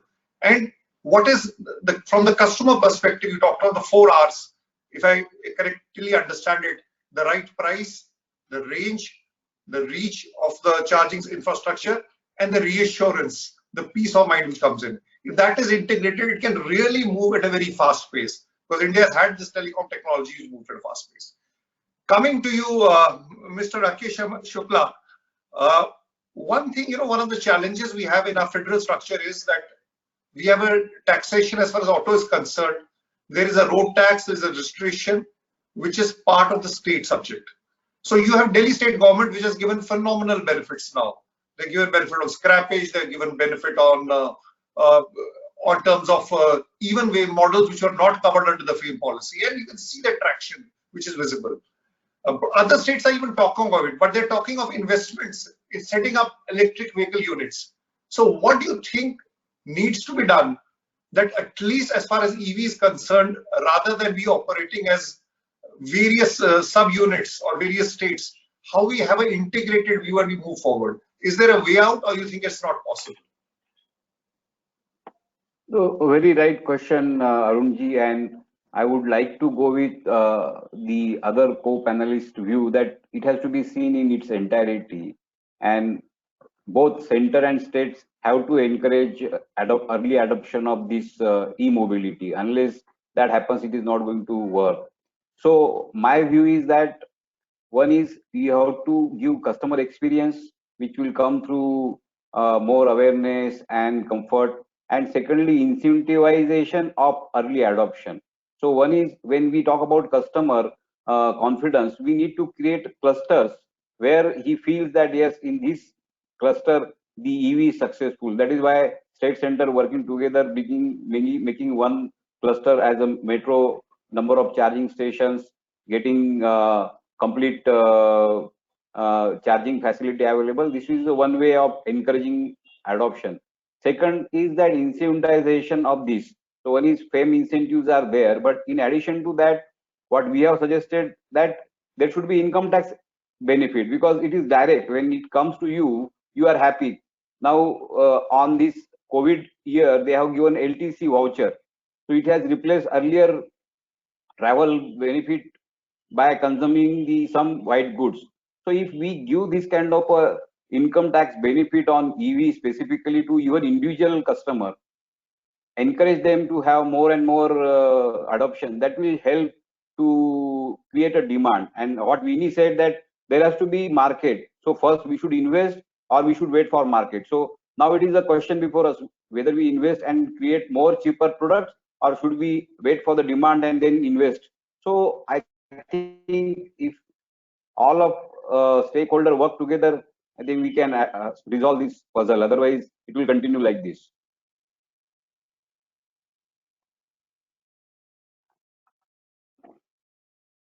Arunji, I think your mic is mute. One thing which you mentioned very clearly is that you require out-of-the-box thinking, as we saw in the income tax policy, the LTC vouchers. So somehow, if the benefits can be front-loaded to the customers, which is happening, which is probably what the Delhi government has started doing, it can set off that reaction or the chain reaction. And what you second point you mentioned is, rather than spreading it far and wide, if you can build up certain areas of strong ecosystem, so that at least that has a positive effect and can ultimately set off the chain reaction across the country. Coming to Nishant, when we look at buses and we look at EVs which are there, and one of the challenges which people say, I know there have been announcements of 20,000 buses taken. The initial price of electric buses is still high, and the state governments don't have the money for it. So unless either you have a different leasing model or the government, central government feeds them, how do you get into that reaction? And you also mentioned that the penetration of buses in this country is very low. We need a lot of focus. So what is the innovative solution which the government or the industry can do jointly to set up that chain reaction in a positive manner? Right. So that's where TCO comes in. So total cost of ownership is very important, and that depends on multiple factors. One is energy efficiency, one is operating cost, then we talk about the capex, and we also see the asset utilization. So bus sector, having had the highest allocation because it is catering to masses, the asset utilization is between 200-250 kilometers per day. That's one. And that's the reason why we see that government is after this area. Secondly, what we also understand is that the fuel cost, energy cost in electric bus is approximately 1/3 of a normal conventional bus when I'm comparing in any different segments or different segments. So operating cost vis-a-vis the conventional bus holistically, including maintenance, including the fuel cost, including the driver cost, everything goes to about 1/3 of the bus. So if you look at a TCO level, so there with the government subsidy at a gross cost contract level, we are able to meet out the requirements and the current pricing which is there in different states already. And I personally feel in next 2 to 3 years, 3 years approximately, before 2025, we will achieve parity in the city transportation segment with the kind of energy density going up, the way people are optimizing their battery packs, the way we are seeing opportunity charging, and the kind of understanding the end customers are having. And in this case, another thing which is very essential is the charging infrastructure for the buses in majority of the cases is in depot and terminals. So because you have dedicated depots and terminals for buses already, the only challenge is that how do you get the power availability at the depots and terminals, which is being sorted out quite rigorously by different state governments and central governments to ensure that the power availability is there consistently. And that is why buses would be one of the first segments to really pick up in the EV space and really see that. And at the end of it, why we are doing all of this? We are doing all of this because in public transport, most of the cities which we have in India and few other countries in the world, it's a need. That's why people use it. It's not a choice.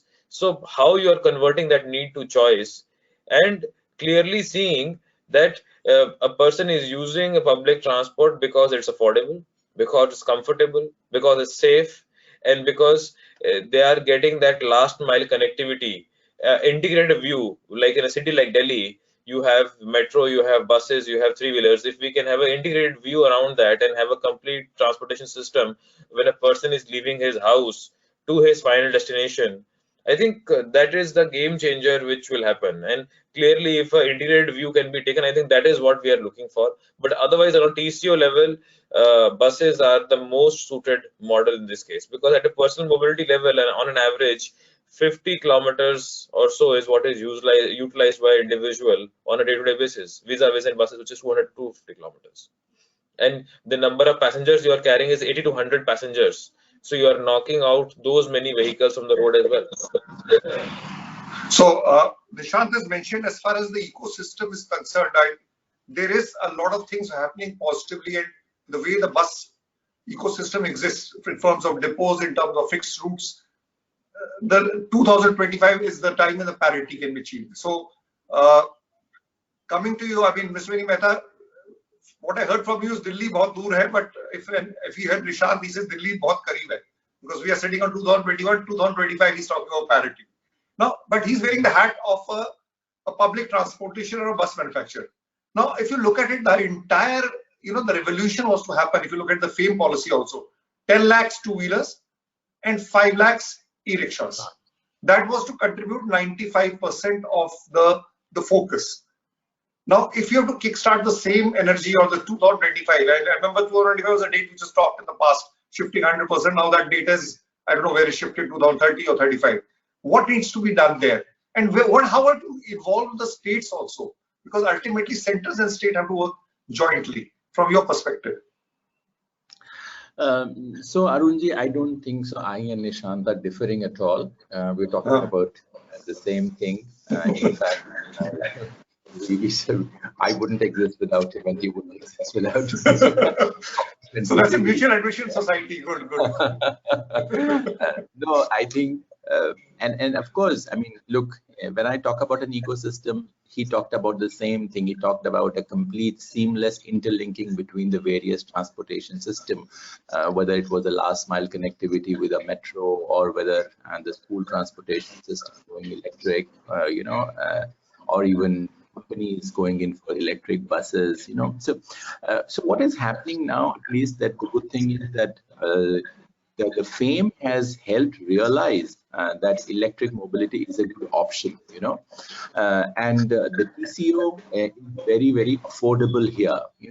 The challenge is really looking at it as a mass consumption option. I don't say mass consumption as a transportation option. I'm saying when individual consumers, we need to sell that story to the individual consumer, because upfront the cost of an electric mobility product is higher compared to, they don't get into necessarily a TCO based calculation. A TCO calculation is very, in some sense, point of view of commercial organizations.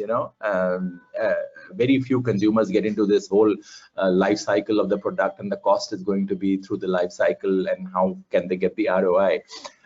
So in that sense, I think we need to sell this story, make it a little bit more attractive, and make it, see, it's again going back to the iPhone, if I may say so.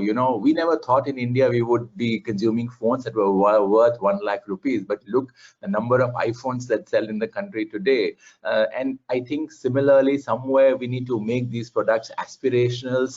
We need more of the vehicle and I say vehicle means two-wheelers and cars, come in onto the roads, make it more attractive for people to own them up? Can we look at how can we make financing easier, attractive for them? A lot of the people don't come forward to finance them because they see this as a poor asset. It does not have a resale value. It's like any other electronic item where the shelf life decreases by half more the moment it's moved out of the shelf, So we need to work more creatively around this, make people come forward, buy it, okay? And I think, I guess the product is good. We need to see how we can sell it, and I guess it's really a marketing game. If the companies put their heart in it, I know they can do it. We are a very IC engine driven industry. We keep holding, there's an inertia to it. And of course, not without reason, we have to protect those assets. But, that's how business plays. Vinny's talked of two things there. He talked of aspiration, he talked of attractiveness, and he talked of affordability. And if we can cover this three A's, a lot of people talked of A's, autonomous and this thing, but I hear this is aspiration, attractiveness, and affordability. And you said that you need a very compelling, a very interesting selling story. I don't know whether we'll have to take the services of Salim Javed to put that story forward. Sometimes the story has to be, it can't be a TCO concept that is okay for a commercial application, but here it's a passion, your intensity which you create. Now coming to Mr. Rakesh, when we're talking of taxations and other things, financing was a point which Mr. Vinny Mehta talked of. Somehow this should be, because the ticket size value is larger, and ideally, if you want to kickstart it, 80% of vehicles, at least into every vehicle, are financed. So do you think, how can the financial, what is the push, the nudge or the motivation the government needs to give to the financial institutions, whether it's private sector banks, public sector banks, or the NBFCs, that they start financing electric vehicles? Is there some sort of a, you can say, some sort of a support backend that, if there's a fund created or there's a push? So how do you do it innovatively? Because if we don't answer the financing part of it, it'll be a long way to go. Yeah, I appreciate the point of view. Actually, yeah, thank you, Arunji, for asking this question. I was planning to have this financing aspect when you will ask last question as a part of way forward. So yes, I support the view of Vinny that there has to be a lucrative financing of this, and there are many subvention schemes available, and government themselves are financing many such areas, whether it is agri or other focus sector. So I think if they create this kind of a target for public banks, and also if they incentivize for private banks to fund at rate, do subvention of that, I think it will help and boost the confidence of customer. And once financiers start financing, it means that ecosystem is strong. They will believe in that ecosystem. So that will be second part. And yes, it has to be attractive, affordable, and aspirational. That all factors will have to be considered when we promote EV as a new mobility solution. Dr. Enkar, you talked of centers of excellence. Now, one prime example is we are part of ICAT seminar. The way ICAT is proactive, dealing with industry, dealing with academic institutions, and it works in a very different manner. It's very proactive. I worked with ICAT, and I have various people who are interacted and come out very glowingly. It's not that the intentions of these Navratnas or the PSUs are anything not honorable, or even the best IITs are there.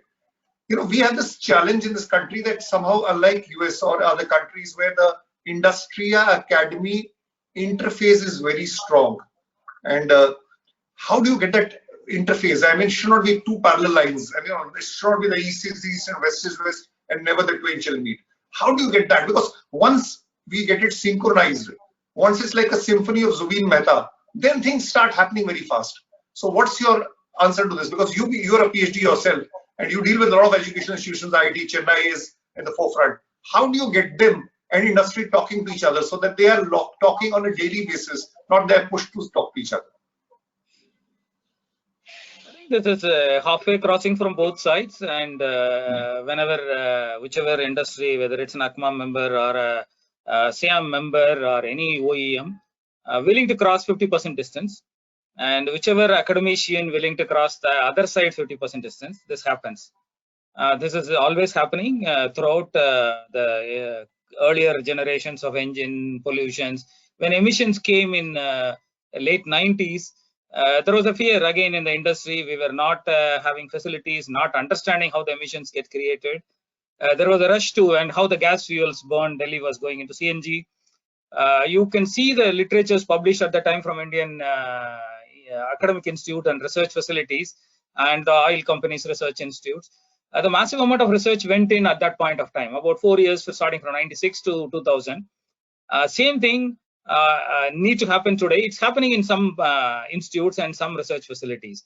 So wherever there is a willingness to cross 50% distance from a company or a company's research groups, the academicians are always ready to cross the rest of them. Not everybody is willing to cross because there is the incentive to cross on both sides is very low. There is no push from industry to forcefully make part of their R&D work happens in research space in the institutes. And same way, there is no push from the institutes to make the research 50% happens only with industries who are willing to take that into production. Now, if you look at the same thing in Germany, Fraunhofer system and the German institutes, same thing in American National Science Foundation, other research funded projects. The battery related research, we all know that American government Department of Energy set a target of energy density for batteries quite some time back. Everybody has access to the document and they asked for projects to be funded. Now the latest CO2 recovery technology, there was an NSF notification or a Department of Energy bulletin talking about this about 15 years back, absorbing carbon dioxide from the atmosphere. So the science part of it always leads the industry. Industry never leads these areas. It's very difficult to lead because of the results not being tangible in many cases. A lot of failures around. People dedicate their lives to these kind of areas to make breakthroughs. So this is where the thing, I call it as a 50% syndrome. We don't cross that. Wherever we are willing to cross, there is a partner available on the other side. And the same is true from the academic. Some institutes are very much industry oriented. They have their academicians always wanted industry projects, and because this is over and above their academic load, the academic load is very high in many of the institutes today. The number of students have multiplied to make them self-sustain. So this is wherever there is an opportunity happens, and we need to create more such opportunities. Now we're coming to the questions. There are some questions coming in very interesting. The first question, I think we'll go to Nishant. This is a question coming in interesting from one of the persons in the audience. He says, how do we see the impact of IC engines driven heavy vehicles, commercial vehicles, tractors after full implementation of EV facilities? So what will happen to the IC engines? See, I don't think it will be either or, because both will coexist. So, and in certain applications, EVs would do better than IC. In certain applications, IC would do better than EVs. And it also depends on country to country, because clearly the kind of requirements which are there, the challenges which are there are very different. Just to take an example, across the world, we are discussing about autonomous vehicles. Right? In India, autonomous vehicles will not become a reality for the longest time. So therefore, in India, the ACEs are different compared to the global ACEs. So that's a local differentiation. So, but definitely the tractor area, we just heard Gadkari ji talk about it a few days back. So I think it will take its own course. The positive is that the fields are fixed and the routes are fixed. But definitely the tractor technology and how a farmer would utilize it, how it would be connected to mechanization, I think that would be very essential there. So I think Nishant talked of clearly that we can coexist. The IC ecosystem and the EV ecosystem coexist, and it will also depend on the type of application, and the strategy will be horses for courses. That's the way I see it. The second question is, I think the doctor would be able to better answer. Dr. Dinagar, I mean, others can add to it. What are the steps being planned towards sustainability of battery disposal in case of EVs? because we had this challenge in Delhi when we had these auto cycle rickshaws and the lead acid batteries. It's been a disaster in many ways. I mean, it's a pollution disaster. So how do we prepare proactively for it? That's a concern which one of our audience is raising. Even though I have enough answers to this question, I've seen the recycling. Just one answer. We need only one answer for that. So I just want them to wait for the next panel. Next panel is on end-of-life vehicles, and there are very able panel. I don't want to get into their turf and answer most of it. So let them listen to them, and then they will be able to answer this much better from Mr. Vikram Gulati and his colleagues. So, you know, Dr. Jain is passing the baton on to the next panel. So just to add to this, the person who's asked the question has to be so just to add to Mr. Vinny Mehta on this scrappage policy. Yeah, sorry. Nishant, you want to add something? Yeah, no, basically, actually, the end of life issue is being addressed in very different ways across the world. So definitely the next panel, as Dr. mentioned, will be addressing at length. Okay. But in many cases, what is happening is if the batteries are designed accordingly in the beginning, then after end of life in the automotive application, they go for energy storage application. So with that, for 20 years, that challenge is not there, because in the automotive application, you're looking at 5 to 7 years. I'm making an example of buses, and then post that for 13 to 15 years, they can be used because DOD is not a constraint, and they are having peak power management and off-peak power management there in energy storage applications, which we are already doing in different areas with customers. Yeah. So we're coming to the end of things. There's one point which we probably didn't touch upon, and I want a short rejoinder from Mr. Vinny Mehta. Scrappage. It was compulsory scrappage. Now we talk about voluntary scrappage. Where do you stand? Where does the industry stand on it? ACMA stand on it? Because that will have a major impact on various things, on EV also, on ecosystem also. So I think the scrappage policy is long awaited, and I think both ACMA and SIAM are very keen that we have a scrappage policy that could create replacement demand and also address the pollution that we're facing today, because the introduction of BS6 would be completely, in some sense, negated because the older vehicles would continue to pollute. So I guess it's long awaited. In fact, it's long delayed, if I may say so. Being polite by saying it's long awaited. So I think we really want that policy to come in. We're looking at an incentive-based policy, because at the end of the day, even if you were to sell newspapers in this country, you get something back. So that's the mindset of the consumer. For the policy to be successful, it has to be based. And I think again, we need an ecosystem approach. We need to support the players who are organized and how we deal with the private players to come. There has to be a collaborative approach there. It's going to be interesting to see how it pans out. We are a very complicated country, and we have many diverse economic concerns in each of the segments that are there. Yeah. So thanks, Vinny. I think we've touched upon, this panel has touched upon various topics in terms of the FAME policy, the entire ecosystem, the public transportation, the state government, and what could be done collaboratively. And I would like to thank all the panelists for being free, frank, and fearless. I mean, they did not mince words when it was required to. So, and we had some very interesting questions, but we are running out of time, so we could only take 2 questions. So we come to it. So thank you all the panelists for a very insightful perspective which you shared with all the audience. Thank you, and over to the organizers. Thank you, Arunji. Thank you. Thank you. Thank you. Thank you. Thank you, sir. I thank the panel for expressing their views so aptly and coherently. I also thank Shri Arun Malhotra ji for moderating the session so efficiently. Thank you, sir. And I thank the panel once again. Thank you. Thank you. We will now move further ahead towards the second and the final session of the day on ELV, that is end of life vehicles and scrappage policy. I would like to invite Shri Vikram Gulati ji from Toyota Kirloskar Motor Limited to present the keynote, and then we will proceed further. So over to you for the keynote. Thank you so much for having me. I'd like to thank the organizers, ICAT, just before I start, is my audio clear? Yes, sir.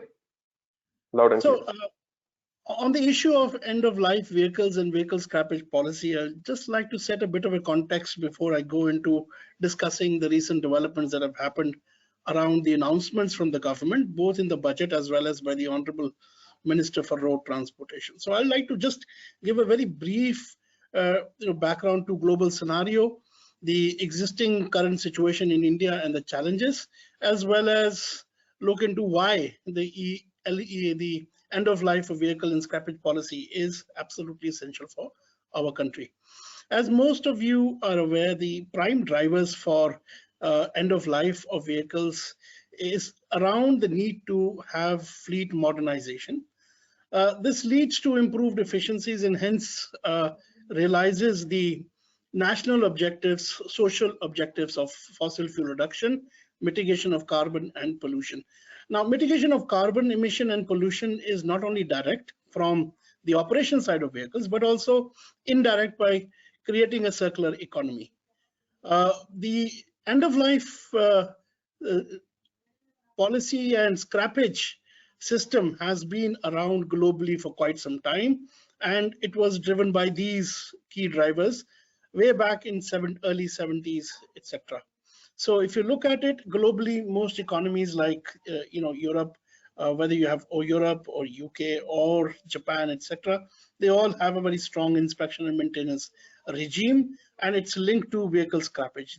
Older and unfit vehicles are disincentivized through a system of economic rational choice, which the consumer has to make, which is either to spend his resources to keep the vehicle fit to meet the requirements of regulatory requirements, or if he cannot do that, scrap the vehicle. Now, in some countries like Japan, etc., upfront scrappage fees are also collected. And because this is a pan-country system, most of the places have had a system of linking the end of life, regulating the end of life and scrappage and inspection and maintenance, which are all related issues, to the process of re-registration. So registration is not a one-off activity like it is in India for a very fairly long time. It's a much shorter period requirement globally, and re-registration is a time when you kind of make sure that the vehicle that is presented is periodically inspected and is found to be fit, meeting the requirements. The other key factor to keep in mind is most of the places, the implementation of the inspection and maintenance is through a private-public partnership model, where the government primarily regulates the ecosystem to ensure that the processes are fully compliant and there is no cheating in the system. Of course, globally, the scrappage system is normally highly automated, and that's because of the labor costs involved.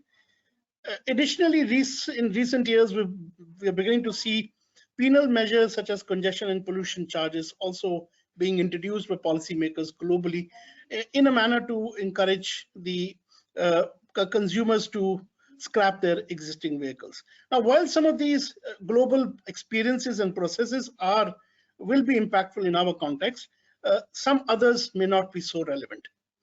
The existing situation as it exists in India today is that currently we do not have any end-of-life regulation. The scrappage policy has been in the works for quite some time. As a result, old vehicles continue to ply and are amongst the biggest contributor to pollution, and also lower the fuel efficiency average for the on-road vehicles. Now, if you look at the Indian scenario, other than the NCR, re-registration of older vehicles is done without too much fuss or rigorous and process-driven inspection and maintenance regime.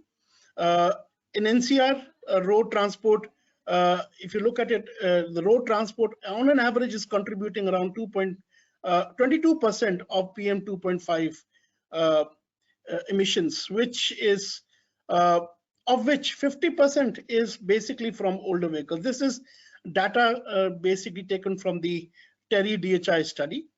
And if you look at Vahan data, which was basically quoted by the Honorable Minister some time back. There are over 10 million old and unfit vehicles that needs to be addressed.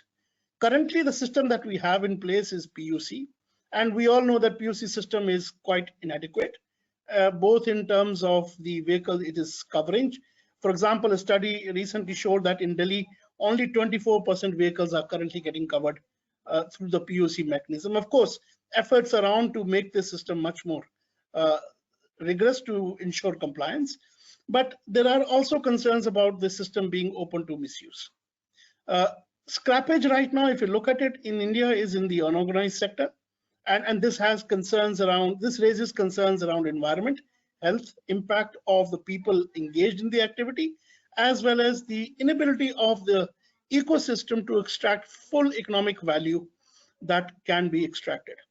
The current level of, however, what one must keep in mind is that the current level of economic development that is there in the country and the per capita income that we have makes this subject of end of life of vehicles and scrappage issue of political economy. So it's not just basic straightaway economics and regulation. It has other factors that must be kept in mind while trying to devise a system which is readily accepted by society.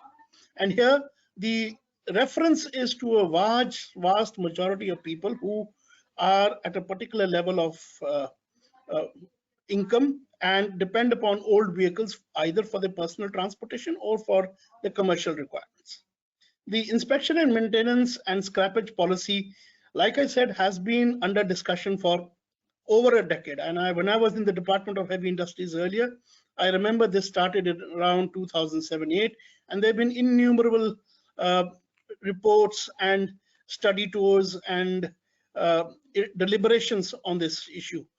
In fact, one of the first model I&M centers to be set up was way back in 2011, thereabouts, under NATRIP at its Chennai center. That was also 10 years back. But sadly, over this period, the progress has not really been up to the desired level. Why we need an end of life and scrappage policy is basically understood by most, so I will not spend too much time on it, but I cannot escape but mention the key drivers, which is pollution, which I've already referred to. India has implemented, the BS6 regime very recently, and the level of investment both from the auto industry and the oil industry tops, 1 trillion rupees, with the auto industry expenditure itself being around somewhere in the region of 60 to 70,000 crore rupees. Now, all this has happened in a very compressed time frame, with a huge contribution from all the stakeholders, whether it's the auto component industry or the OEMs or the testing centers or the government. However, the benefits of this big change to society cannot be realized unless there is a serious policy aimed at scrapping older vehicles, which are much more polluting. As I mentioned, they account for more than 50% of the PM 2.5 emissions in the NCR region. Another interesting data point is if you look at the journey that we've taken from a pre-BS era to a BS6 era, the PM 2.5 emission has come down by 98%. Now that's quite a huge amount. The other point to keep is as our road infrastructure improves, vehicle speeds go up and interstate travel by personal mobility becomes much more common. There is also the fact about safety, vehicle safety and safety on the road.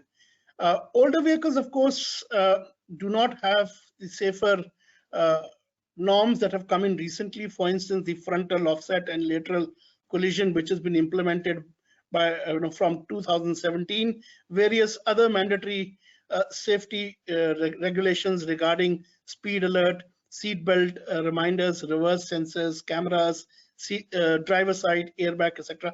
All of these may or may not be there in the older vehicles, which poses a danger not only to the occupants of those vehicles but also invariably to others. Most importantly, this makes good economic sense. It will help eliminate inefficient vehicles, thereby reducing fuel consumption and other benefits that are associated with it. And of course, this would be a movement towards circular economy. As far as the auto industry is concerned, definitely there would be benefit to demand creation. If you look at the recent government announcement, I would just kind of allude to two big announcements that happened. One was by the finance minister in the budget speech, and the other one by the Honorable Minister for Road Transport in post-budget announcement that happened. In the budget speech, the finance minister mentioned about implementing the scheme, the scrappage scheme with effect from 1st of April 2022, the voluntary vehicle scrappage policy would be phasing out old and unfit vehicle, and the emphasis here is that the policy would be voluntary, and vehicles would undergo fitness tests in automated fitness centers after 20 years of private vehicles and 15 years of commercial vehicles. Now that's that I think we need to focus on that particular aspect. Whereas in the post-budget announcement, the Honorable Minister for Road Transport basically alluded to the draft guidelines that have been issued. These were issued on 2nd of February for green tax, and this green tax, as mentioned, would be the revenue would be used to tackle issues of pollution. There was no further detailing on what exactly this would be used for, other than the fact that it will be used in addressing issues of pollution. Of course, it was also mentioned that the green tax would be based on fuel and location. So electrified vehicles, whether it is strong hybrids or BEVs, along with CNG, would be exempted. And green tax would be at the point of registration after 15 years for private vehicles, valid for 5 years, and 8 years for commercial vehicles with annual renewable at around 10 to 25%. This is what we heard. Now, both of these things actually are not very different. They seem to be addressing the same big issue. While the Minister of Road Transport, in my opinion, is talking about the process of registration after normal life of vehicles, and is addressing, it seems to be alluding to a process which may be less stringent. So this would be basically tackling the issue of commercial vehicles after 8 years and private vehicles after 15 years. The Honorable Finance Minister announcement in the budget seems to be talking about the post first registration activity, which is 20 years for private vehicles and 15 years for commercial vehicles, through a much more rigorous system of automated fitness centers, taking away the element of human involvement. And also one important point that was mentioned was that if there is a failure to meet the requirements 3 times, it would lead to the vehicle having to be scrapped. There is no clarity so far about what incentives the government would be paying. Clarity in the sense of clear understanding. Of course, there are some, we all know there are some talk about perhaps some incentives coming in either from the road tax side or from the GST, but it's not fully clear right now. What is also, but what is clear is that when we talk about automated fitness for centers and facilities, this would, government view is that this would be on a PPP mode, as is in the world over, and hence this would involve private sector firms as well as state government involvement. The other thing is that now if you analyze all of this, what is the key takeaways that one can make right now at this juncture with the limited information that we have? As far as the overall challenges to policy implementation is concerned, one key issue is that road transportation is an issue which falls under the concurrent list, and therefore both center and state can legislate, and hence compliance and consensus of states would be important going forward for a successful rollout. Second point we must all keep in mind is this is an issue of political economy. And this fact is going to influence the policy. We may want and wish for a mandatory scrappage, but in our context and reality, as a first step, it doesn't seem to be a realistic expectation, simply because of the fact that it would have, any scrappage policy would have an impact on and hence draw resistance from many stakeholders, particularly the lower and middle class, especially from smaller cities and rural hinterland, where using of old vehicles makes sense for them from a point of view of personal or commercial personal mobility or commercial activities. However, the fact that you bring in voluntary system of scrappage and try to bring in automation and a scientific way of dealing with assessment of vehicles is definitely a huge positive first point in terms of trying to bring a new system into a context which is not used to such a system so far. To my mind, automated fitness test centers is a very good idea if implemented in the full plan as is currently envisaged. With this, India is beginning to align with global practice of the process-driven vehicle inspection and maintenance regime. Of course, because this would mean setting up a large number of such centers with PPP route involving the state governments, this, in my view, may have some lead time issues with it. Of course, there would also be some resistance from established stakeholders, the RTOs, the state governments, and that is something that will have to be overcome for a pan-India successful rollout of this idea. Green tax and incentives, again, is something, as far as the green tax is concerned, there are consultations, what we know, going on, and this would also require full consensus by all states to be implemented pan-India.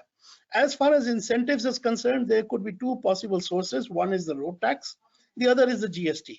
We know the current revenue situation of the government, both the center and state, is not too conducive to take a big hit either on the GST side or on the road tax. So one can assume that there might be some resistance from various stakeholders, particularly the states, to any push by the center to try and encourage them to provide incentives from the road tax side. Of course, what has been mentioned is that the consumer would be expecting some recovery of the economic value of the scrap value of the vehicle, as well as it's been mentioned that the auto industry would probably give incentive to the extent of 1% discount, which is something that the SIAM as a society had proposed to the government. But what exactly is the incentive that will come from the government is currently not really known. To conclude, the impact on the industry would be, I think from a long-term perspective, it's a very good step. Immediate demand creation may depend upon the pace at which this is implemented and the manner in which it is implemented, whether there is full pan-India consensus and rollout, and the pace at which we proceed.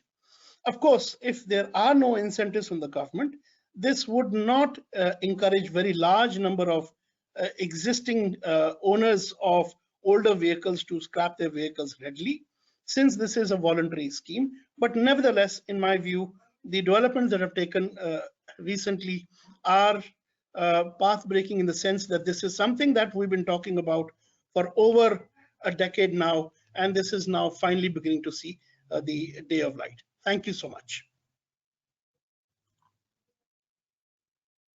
Thank you so much, sir, for such an enlightening keynote. We got to witness Mr. Gulati's experience from both sides of the spectrum, from the industry side and as a formal civil servant who has been at the helm of DHI as well. Now, I would like to move forward and like to introduce the panelists for the session. First of all, it would be Mr. Gulati, who just gave the keynote, and followed by Mr. Shrikant Deshmukh, Mr. Vijay Arora, Captain Mohan Ram, and Mr. Rajesh Menon. I would like to now introduce the session moderator, Mr. Sanjay Malhotra. Mr. Sanjay Malhotra is the Managing Director of Jumps Auto Industries Limited. Also, he is the President of Honasco Germany and Honasco Poland, which are 100% subsidiaries of Jumps Auto and suppliers to major OEMs of Europe. He is a qualified chartered accountant, having 33 years of industry experience. He is also the member of Executive Committee of ACMA and Taxation Group of CII ASCON. I would now request Mr. Malhotra to kindly introduce the panel and take the discussion forward. I think we have temporarily lost Mr. Malhotra. I would request everyone's patience while we try to get to him. Yeah, he's here. Well, welcome, sir. Thank you so much for joining in. Yes, good morning, everyone. Somehow I was blocked by the administrator. So glad to be here. Thank you, ICAT, for inviting me for this seminar as well as for being a moderator. Thank you for an illustrious, I would say, introduction as well to the MOC.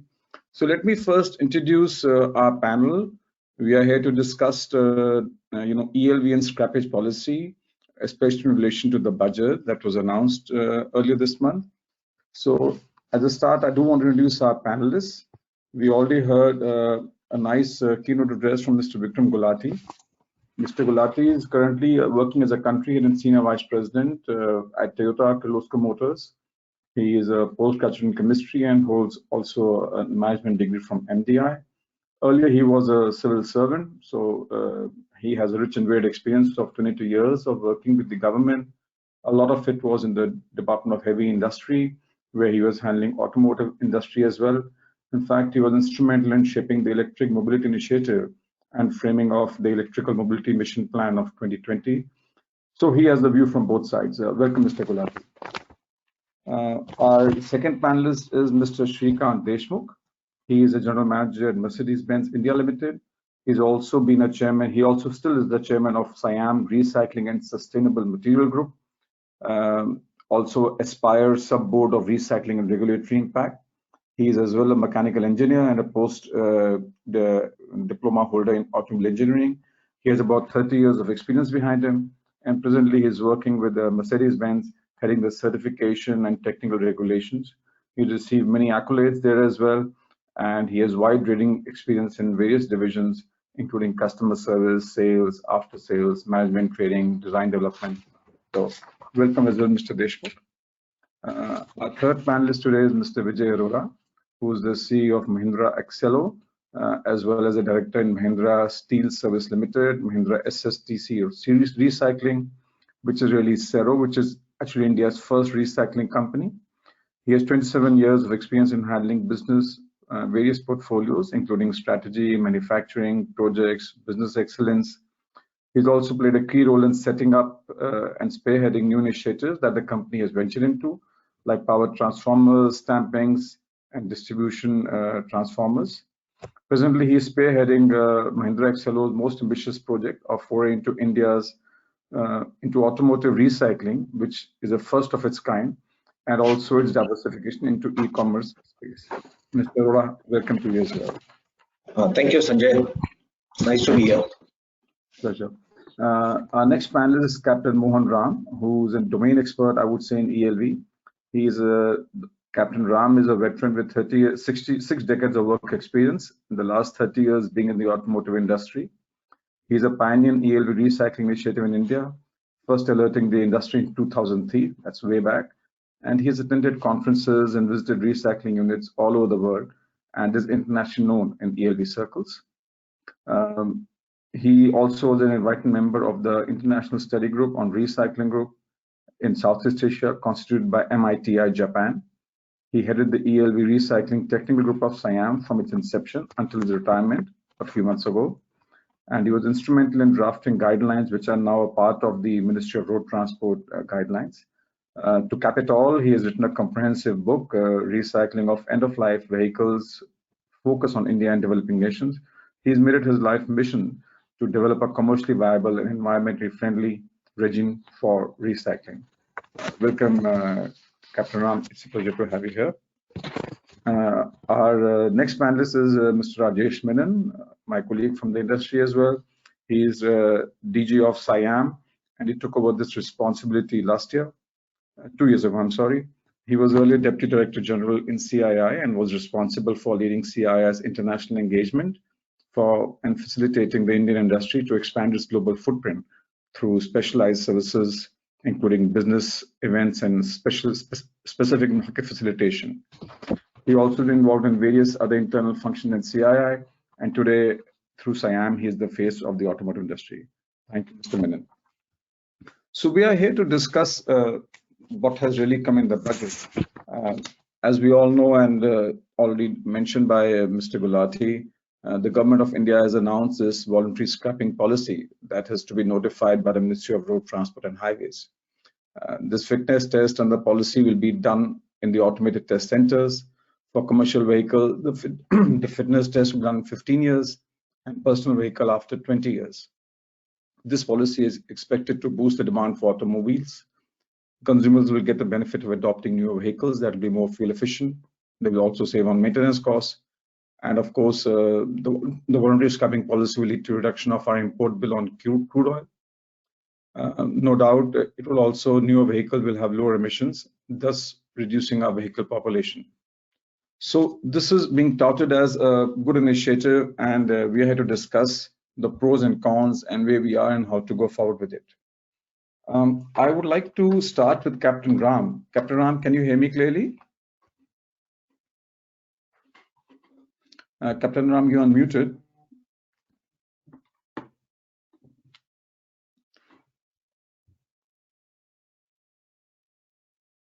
Can the administrator please unmute? Can you hear me now? Yes, we can hear you now. Great. Yes, we can hear you, sir. Hear me now? Yes, sir, we can hear you.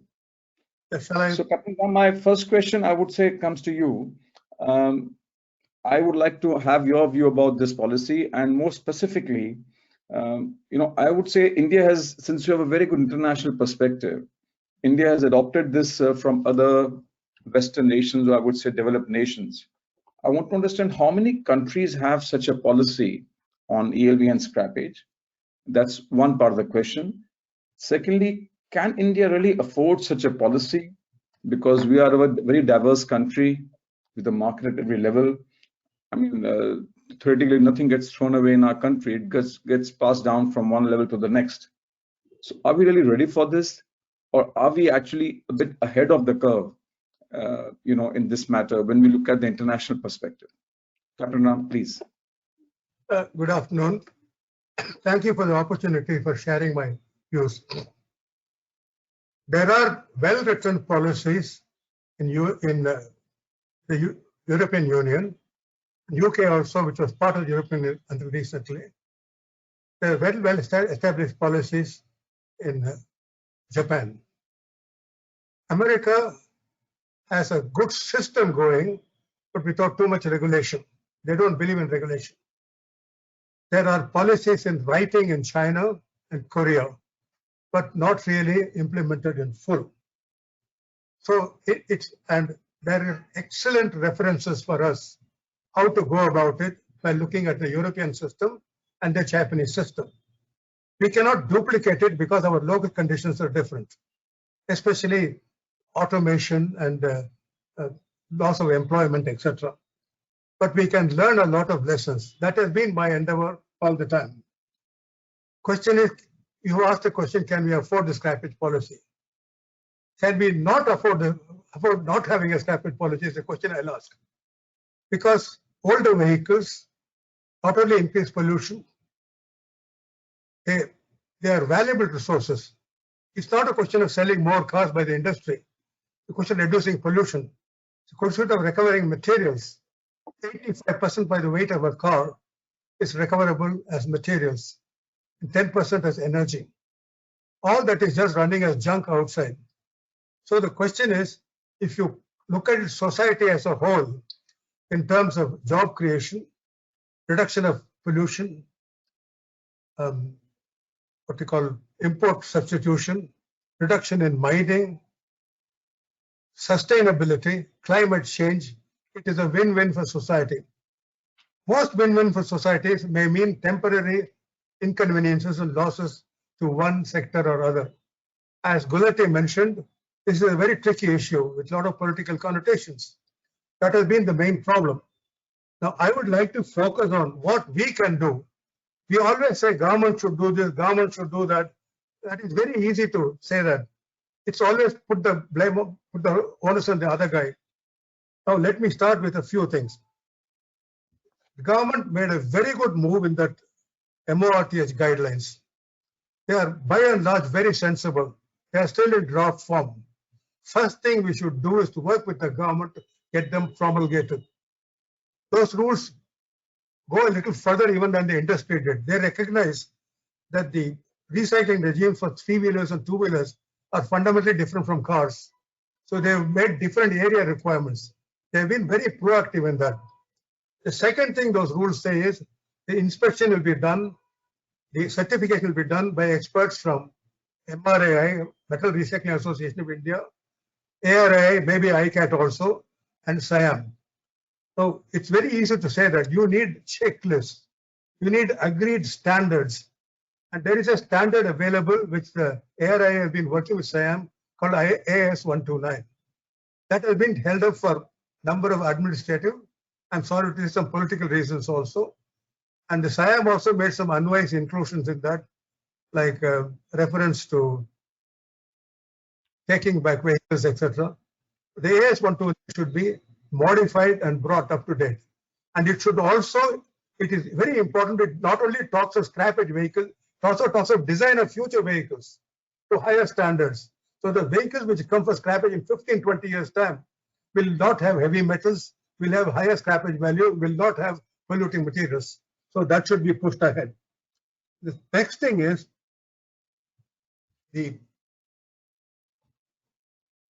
this idea of sin tax or green tax, whatever it is, if it is implemented properly, it will definitely encourage vehicles to be scrapped. The MORTH talks of authorized vehicle scrappage facility, AVSFs, and the minister has said all government vehicles will be scrapped by a certain time frame. They should go only to AVSFs. AVSFs will become viable if a large number of government vehicles which are scrapped only go to authorized vehicle service facilities which meet standards. Now, this is something very, very important. And secondly, incentives. I would like to point out, do you find very old cars on the road? Do you find very old motorcycles on the road? They are being scrapped. There are a large number of private vehicles being scrapped. They are not all running in villages. And it's a wrong thing sitting in our comfort in our cities, thinking that very old Kataras are running in the villages. Some are running. By and large, they are being scrapped. And when scrappage facilities are not available, they are being abandoned on the roadside. There are abandoned cars in Goa, Bombay, in Delhi, and roadside in Tamil Nadu. In other words, the current informal industry doesn't have the capacity to meet the requirements. So there's a crying need for this industry. Now, what can the industry do?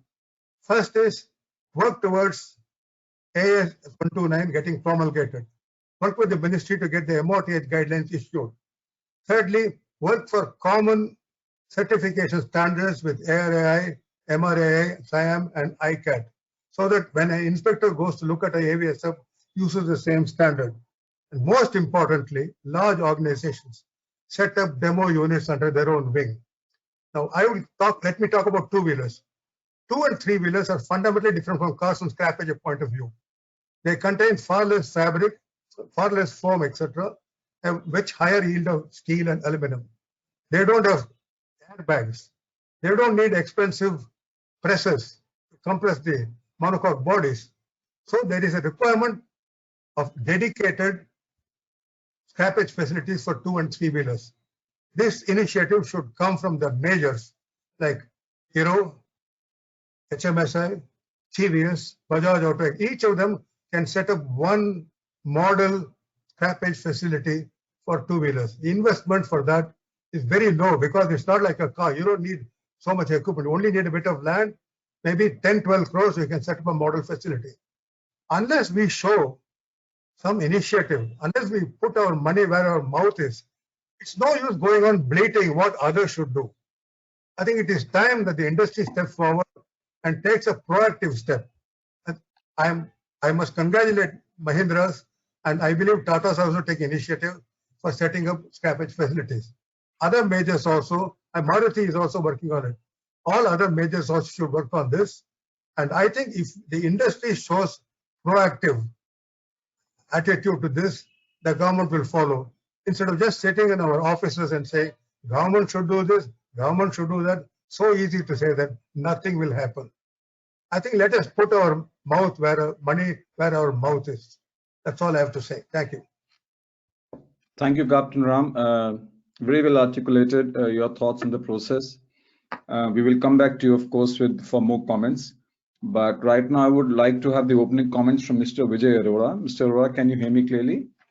Yeah, I can hear you. Go ahead, Sanjay. Okay. So, Mr. Arora, as I mentioned to Captain Ram, I was checking if India is a little bit ahead of the curve. But I would say Mahindra actually is ahead of the curve, which is kind of ahead of the curve, because Mahindra has already taken some initiative in starting recycling through Cero, as you mentioned. So what really prompted you to set up Cero so early, even when there was no policy? I would like to understand a little bit from you. Where precisely are you now with this process? What have you achieved? And thirdly, what kind of roadblocks do you see from what you've already done in this company in which you are doing recycling? And of course, you must give your general remarks on what you think about the policy and where it's going to take us. Okay. Thanks, Sanjay. It was nice to be here. Well, I would just compliment Mr. Gulati to have put the words very clearly on what we have been doing. You know what are the expectations of the industry, and also I really appreciate. Now, coming to your question, Sanjay, is that why did we get into this? Okay. Excello, I'll tell you, since I'm in Mahindra Excello, and the fact is that we are the steel arm of Mahindra and Mahindra, and we take care of the entire steel supply chain. In fact, we were the first business of M&M, Mahindra and Mahindra, when started in 1945 as a trading.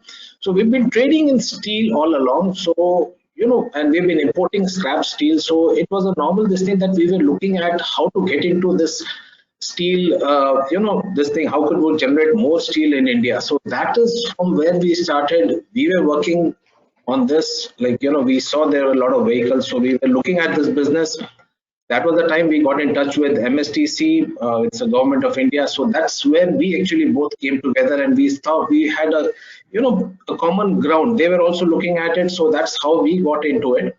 As far as Mahindra is concerned, if you look at it, this is a company that strongly believes in sustainability.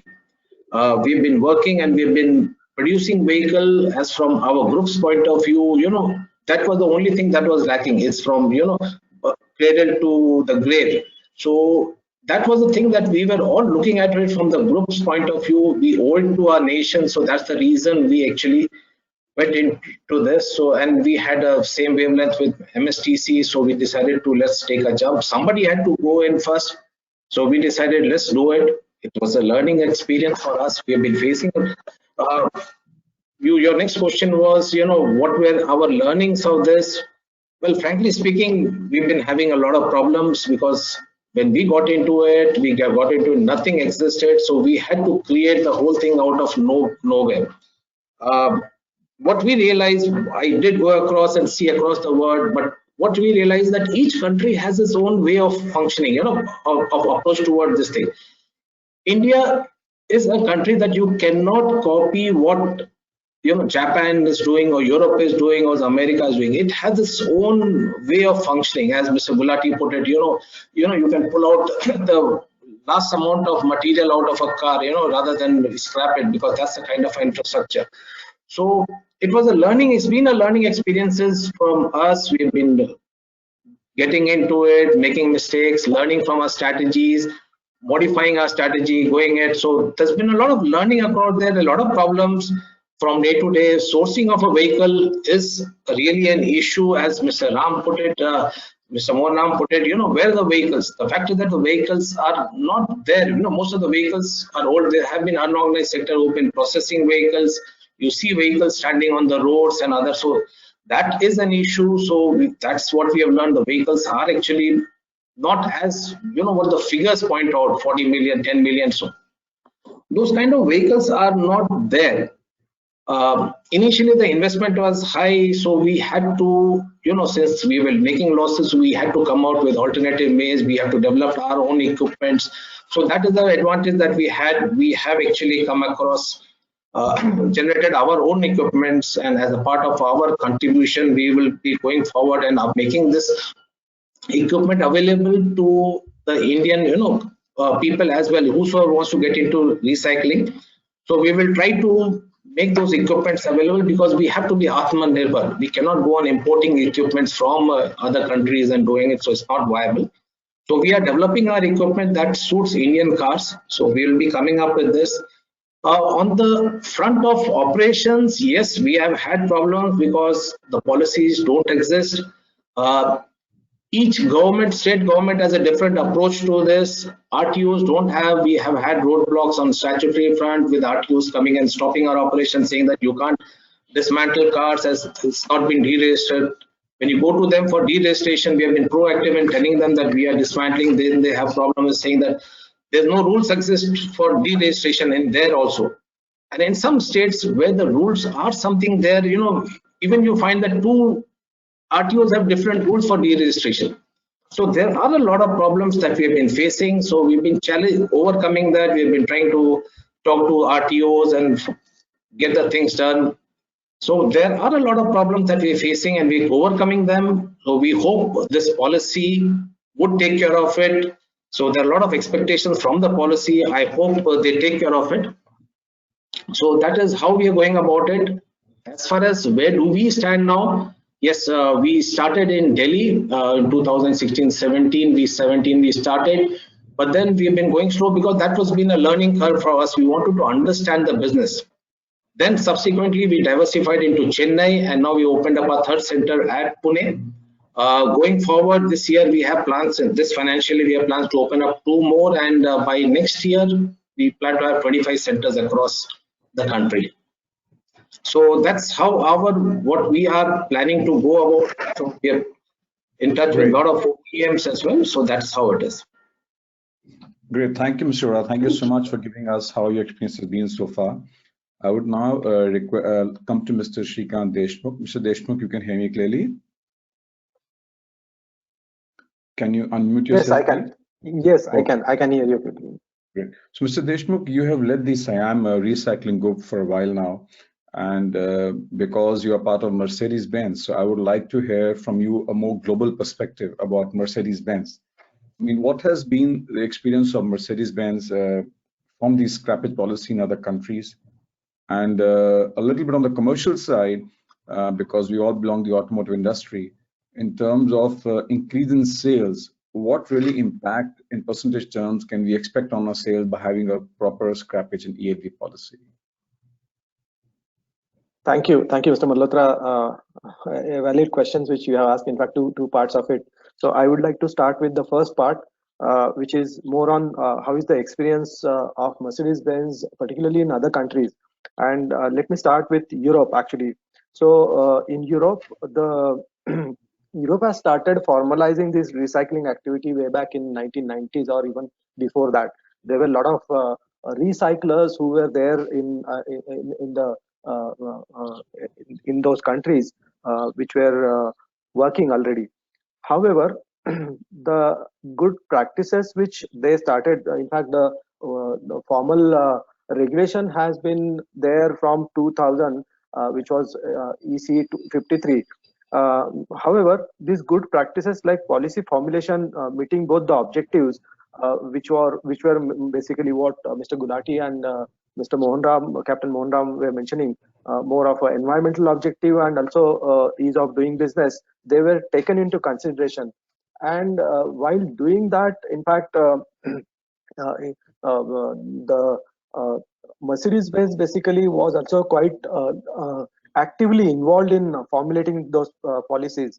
A lot of inputs were given from companies like other OEMs, including Mercedes-Benz in Europe and in other parts also, which Captain Mohanram also mentioning that it's one of the better way we can adopt and of course modify here.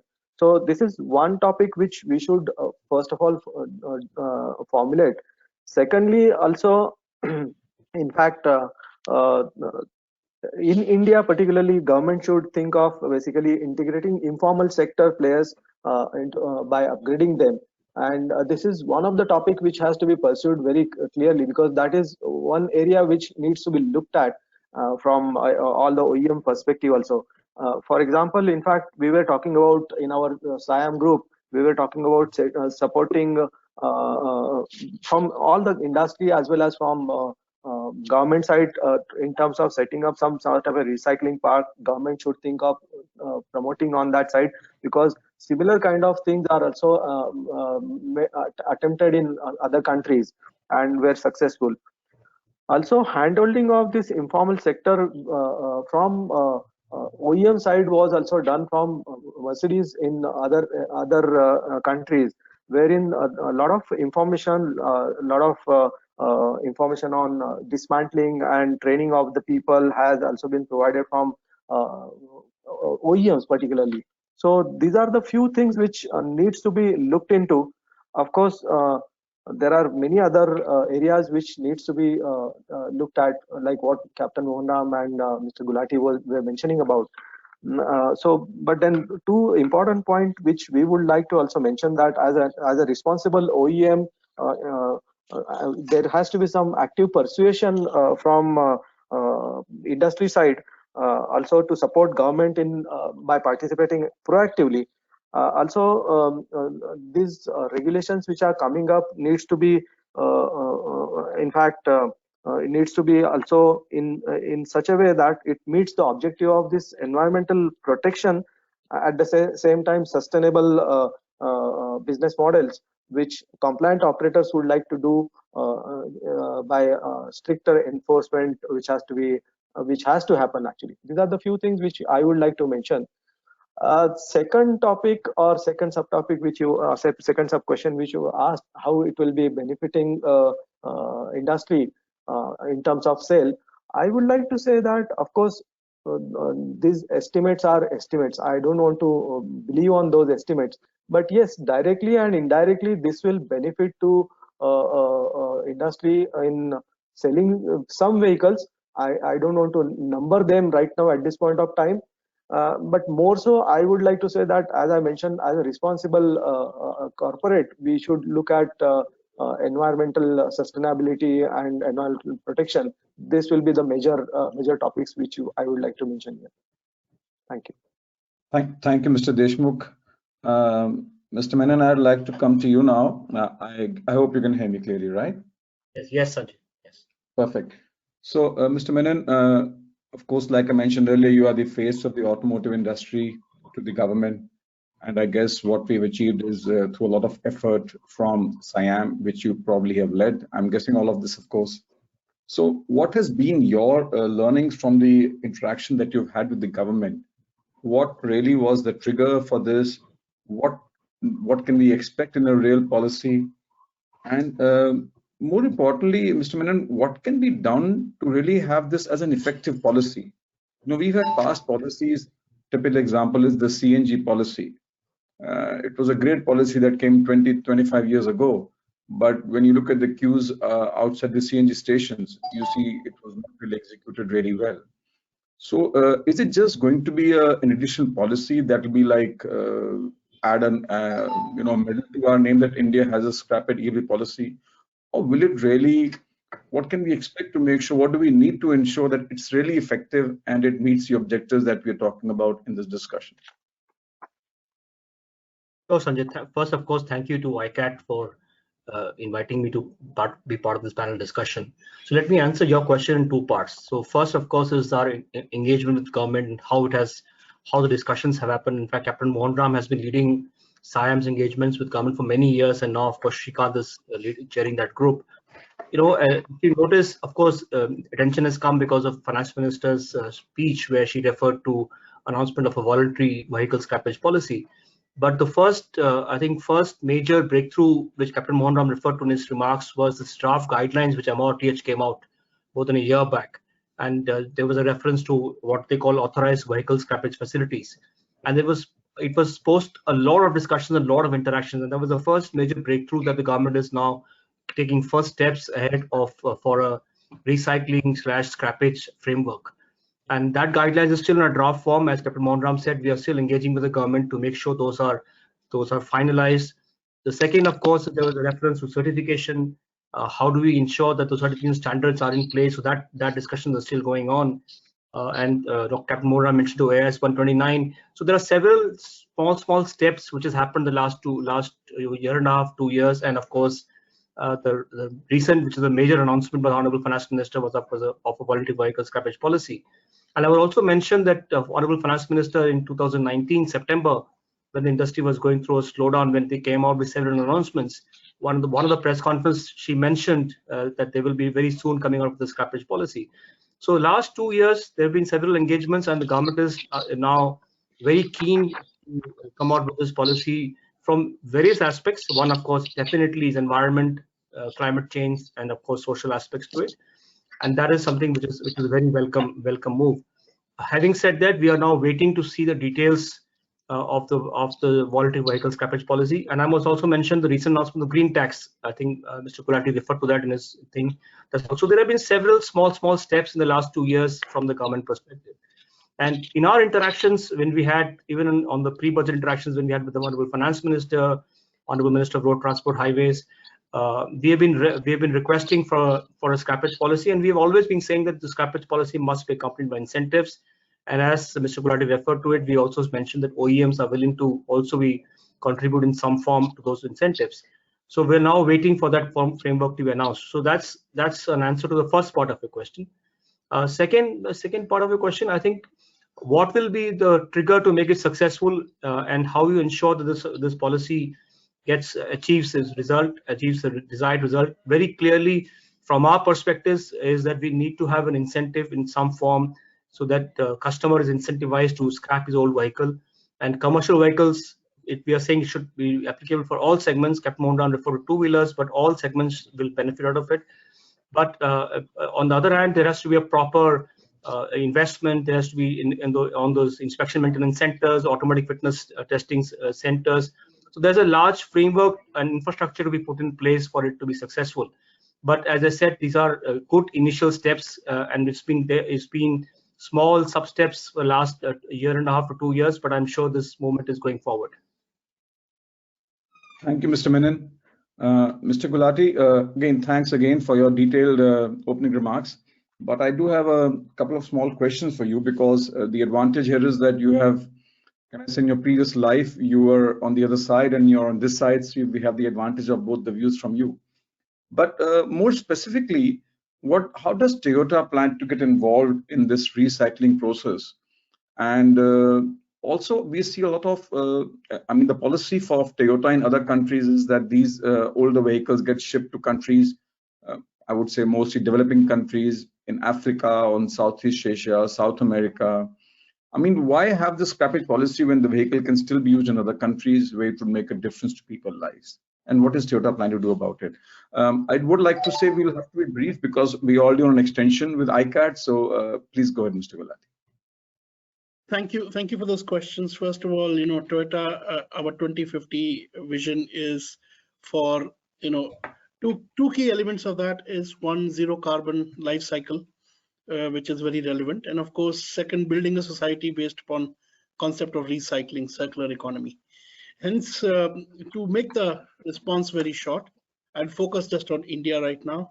Our group company, Toyota Tsusho, has been working in partnership with Maruti Suzuki as being one of the few initial OEMs to actually set up the recycling centers that I think Captain Mohanram alluded to when he said some of the OEMs have.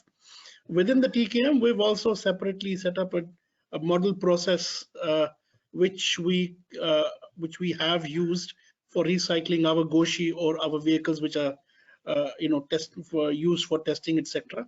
And there we've kind of created a process where you can extract value up to 98%. And this is information and data, and we are willing to openly share with the community. That's not an issue.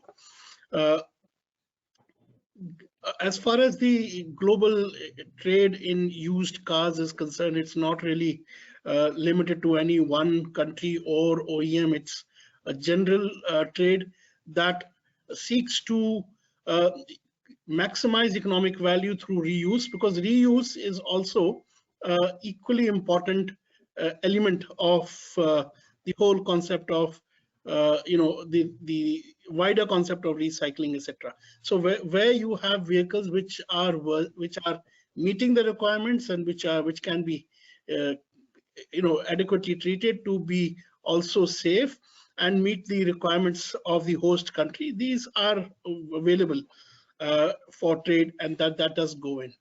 And so it's not really something that's kind of limited to any particular country or a region or OEM. So as an OEM, we are fully committed to recycling.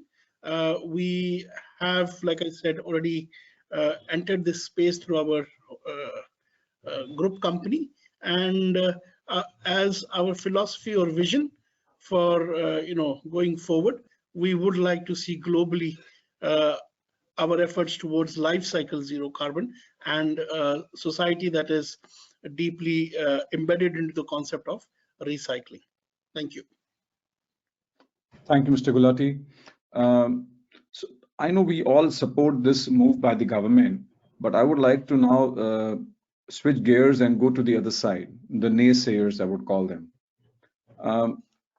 There are people who also feel, there is a section of people who also feels that this is really, it's not only about environment, because if it was only about environment, there are many other ways we could handle it.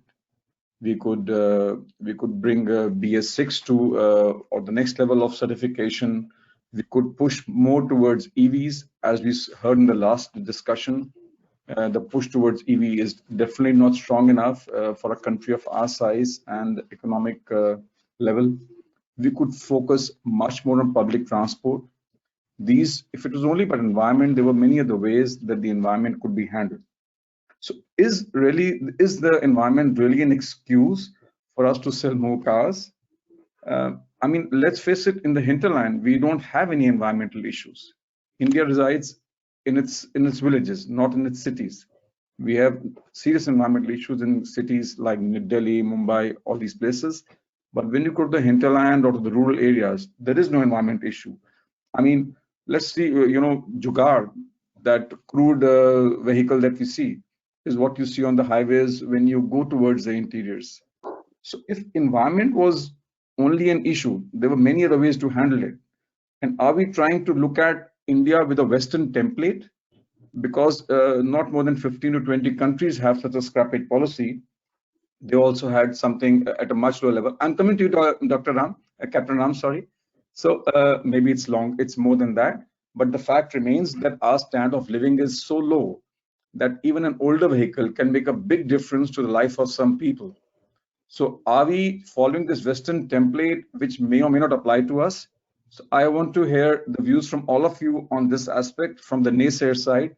And Captain Ram, let's start with you, because you're the first one to get worried about it. But is it really something, why are we living life on a Western template when we are a different country with different demographics, with different economic needs? So why should we follow the Western template in this? Please, Captain Ram. This is can you hear me? Yes, of course, sir. Please go ahead.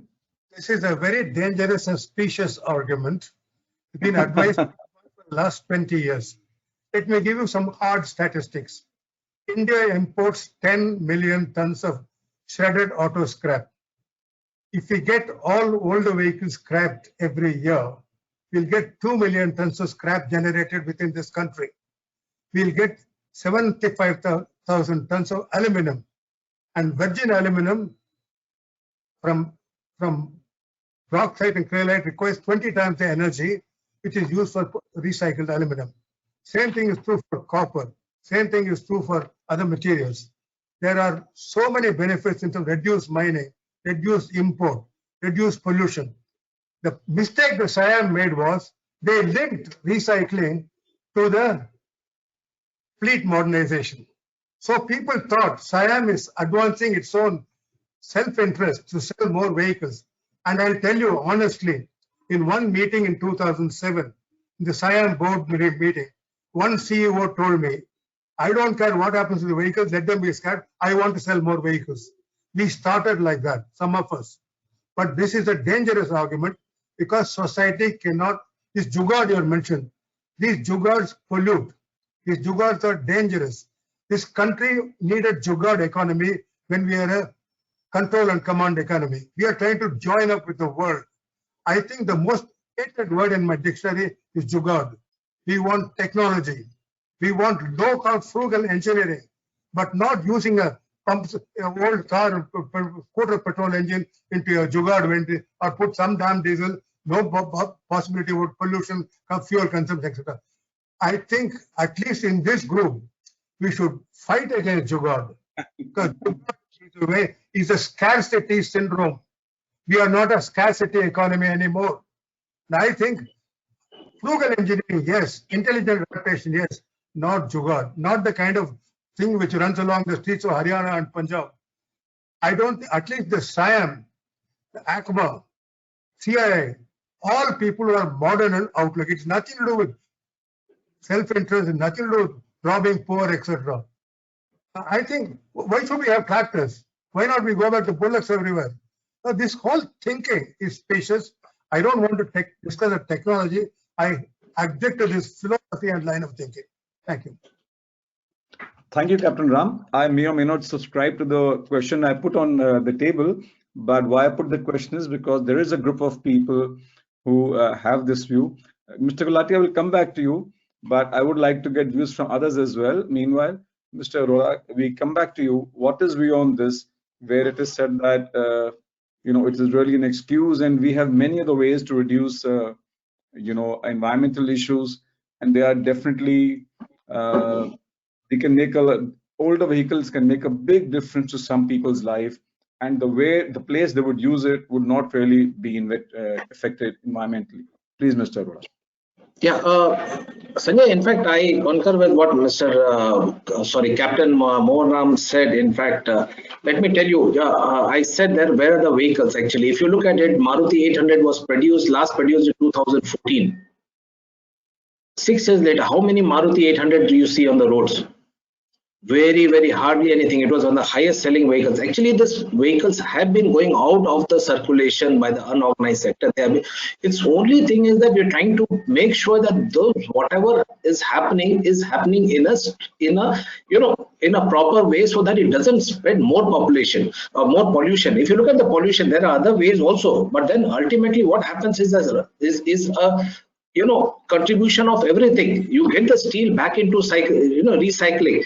You save so much of iron ore, so much of electricity, so much of gases are saved. So it's basically going to be all the sum of every contribution or every effort that has to be there. So I believe that what we're doing is correct. We're trying to streamline it. We're trying to get as a part of CERO, we try to even get the organized sector into this and do it in a correct way, so that you don't spread the more pollution across. Thank you, Mr. Oda. Mr. Deshmukh, what are your views on the cat as set amongst the pigeon today? Amongst the pigeons, I'm sorry.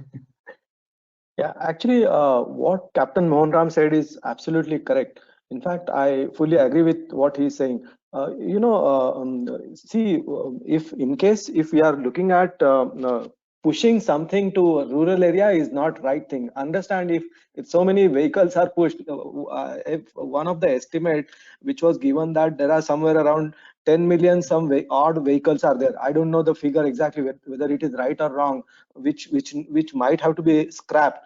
But imagine these vehicles, half of these vehicles also, if they are pushed to the rural area, then do you think that it will be right? I don't think it will be right. So I definitely agree with Captain Mohan Ram that should not be the case. Second topic, which I also would like to mention here quickly, is the jugaad kind of thing. We don't support at all, because it's not only about pollution, it's about the life of people, believe me. And these jugaads are not the right things.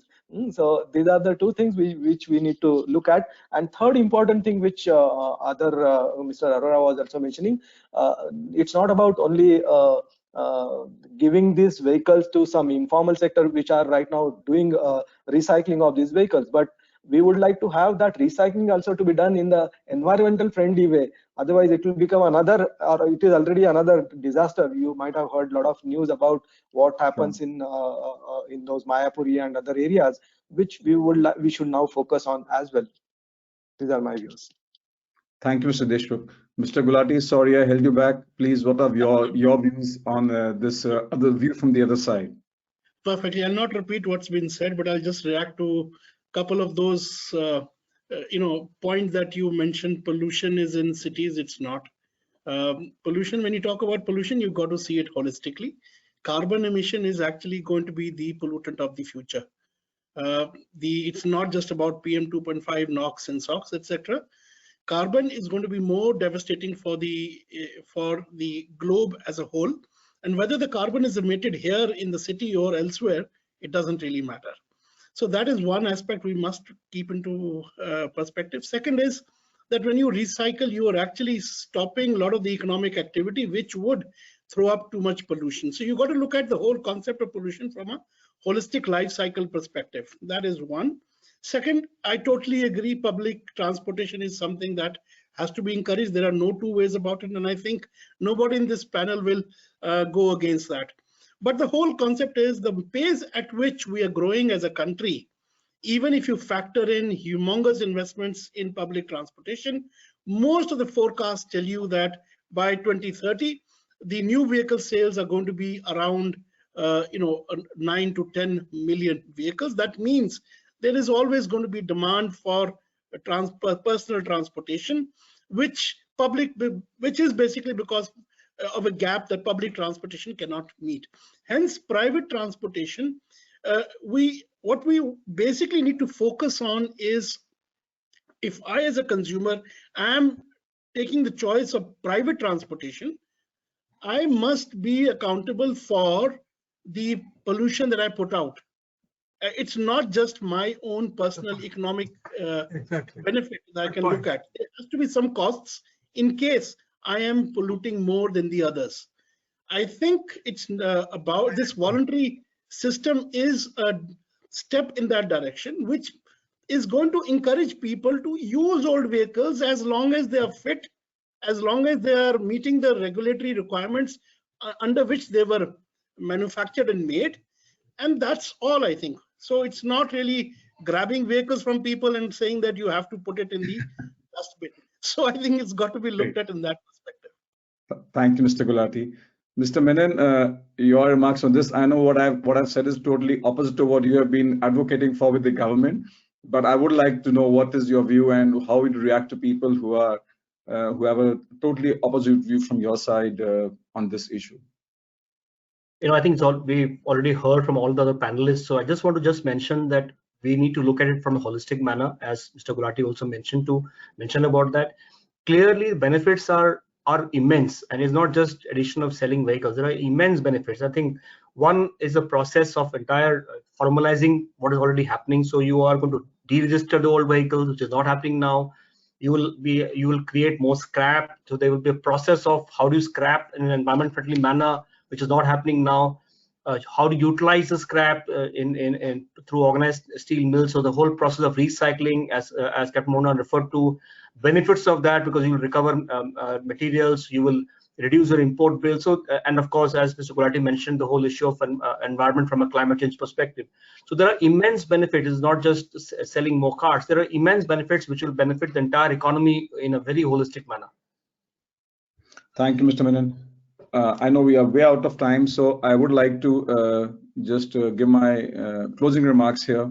What we have really discussed is, and first of all, lovely discussion. We discussed the pros and cons and where we are, why we have it, why we should definitely do it.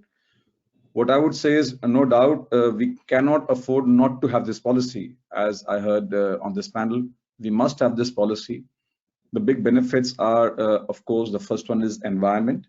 Secondly is the reduction of oil consumption, so we reduce our dependency on oil. Thirdly, we generate more steel scrap, so our dependency on steel scrap also goes up. Also, what I heard was that we need to have a separate policy for two-wheelers, separate one for cars and commercial vehicles, no doubt. Another point is that we can that it's already happening in the unorganized sector, and by organizing these activities, we benefit. We bring a benefit to the country and to the industry. So it's not that they are just being thrown away. They are being recycled. They are being scrapped in a very unorganized way, which is not good for the environment, and also it's not the best commercial way of doing it. There are many other ways that we are already working on to have some positive environmental impact. Public transportation is going up. Lightweighting is also going on. And also a good point was that we should look at the total cost of ownership, TCO. So as we mentioned Jugaad, and I agree with all of you, it is not a great idea. This comes from the history when we did not have access to products or technology.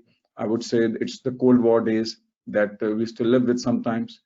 And even though there are some options of buying an older vehicle, the initial upfront cost must be lower, but the total cost during lifetime will be much higher because of repairs and oil and all these things. So thank you so much to all the panelists for sparing your time for this discussion. It was great to hear your views on this subject. Really appreciate your taking out this time. And with these words, I hand it back to the MOC at ICAT. Please. Thank you. Thank you so much, sir. And I would first of all thank the entire panel for expressing their views and sharing their knowledge with us. I'm surely these inputs will benefit all of us at a larger level. And I would like to especially thank the moderator, Shri Sanjay Malhotra ji, for his excellent moderation and for the keen interest everyone has shown in this panel. Thank you all. With this, we come to the conclusion of our webinar. And I'm sure that this webinar was fruitful for each and every participant. To be well informed and augment the curiosity of peers is one of the primary aspects of Aspire, and it charts a path towards success and prosperity. While looking at brighter days ahead, I thank everyone and our esteemed speakers especially for joining in, and for all the delegates for participating and being active. And I thank you all and wish you a great day ahead. From Aspire, thank you so much. Ma'am?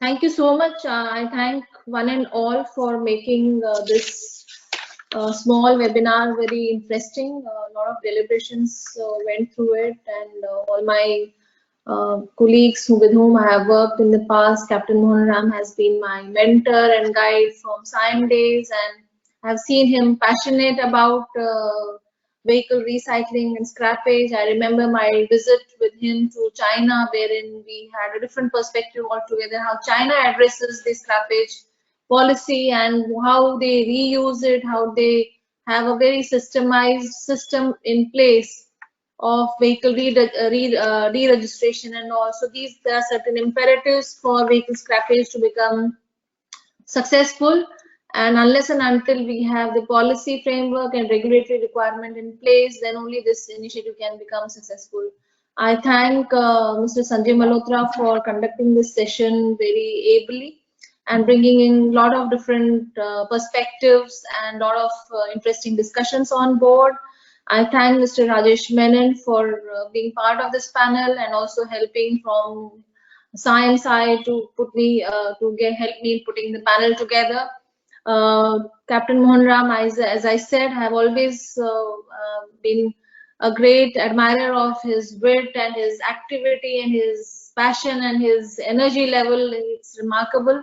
And thanks. And he's very passionate about this whole scrappage, and it is because of his passion that we are seeing certain things happening now, although it's taken almost 15 years to come where we are now. I thank Mr. Shrikant Deshmukh for being part of this panel and bringing in global perspective. Mr. Vijay Arora from Cero to bring in the real experience of an Indian vehicles recycling setup, the challenges that are being faced, and definitely anybody who's going to set up the recycling plant has to have a business sense in it. So the learnings out of their initiative will definitely help others to learn from whatever gaps in the understanding can be bridged. I thank Mr. Vikram Gulati for being part of this panel and also starting the whole panel, activating the panel through his keynote address. I know Mr. Gulati from his previous role and as my colleague from NATRIP also. I have seen him a very, very passionate person in all the initiatives that he has taken, be it FAME from the Department of Heavy Industry side, and now I think scrappage is his new passion also. So I think we will be reaching to the objectives that the industry envisages through the scrappage policy. It's taking time, but I'm sure that steps have been taken in the direction where we can see the final implementation in the near time future. On behalf of ICAT, I thank you all for sparing your time from your schedules and being part of this discussion and helping us putting up the industry perspective and views so that we can forward this to Ministry for their further consideration. Once again, thanks a lot, and thanks a lot for everybody, and please be safe and sound wherever you are. Thank you so much. Thank you. Thank you. Thank you. Thank you. Thank you. Thank you. Bye. Thank you. Thank you.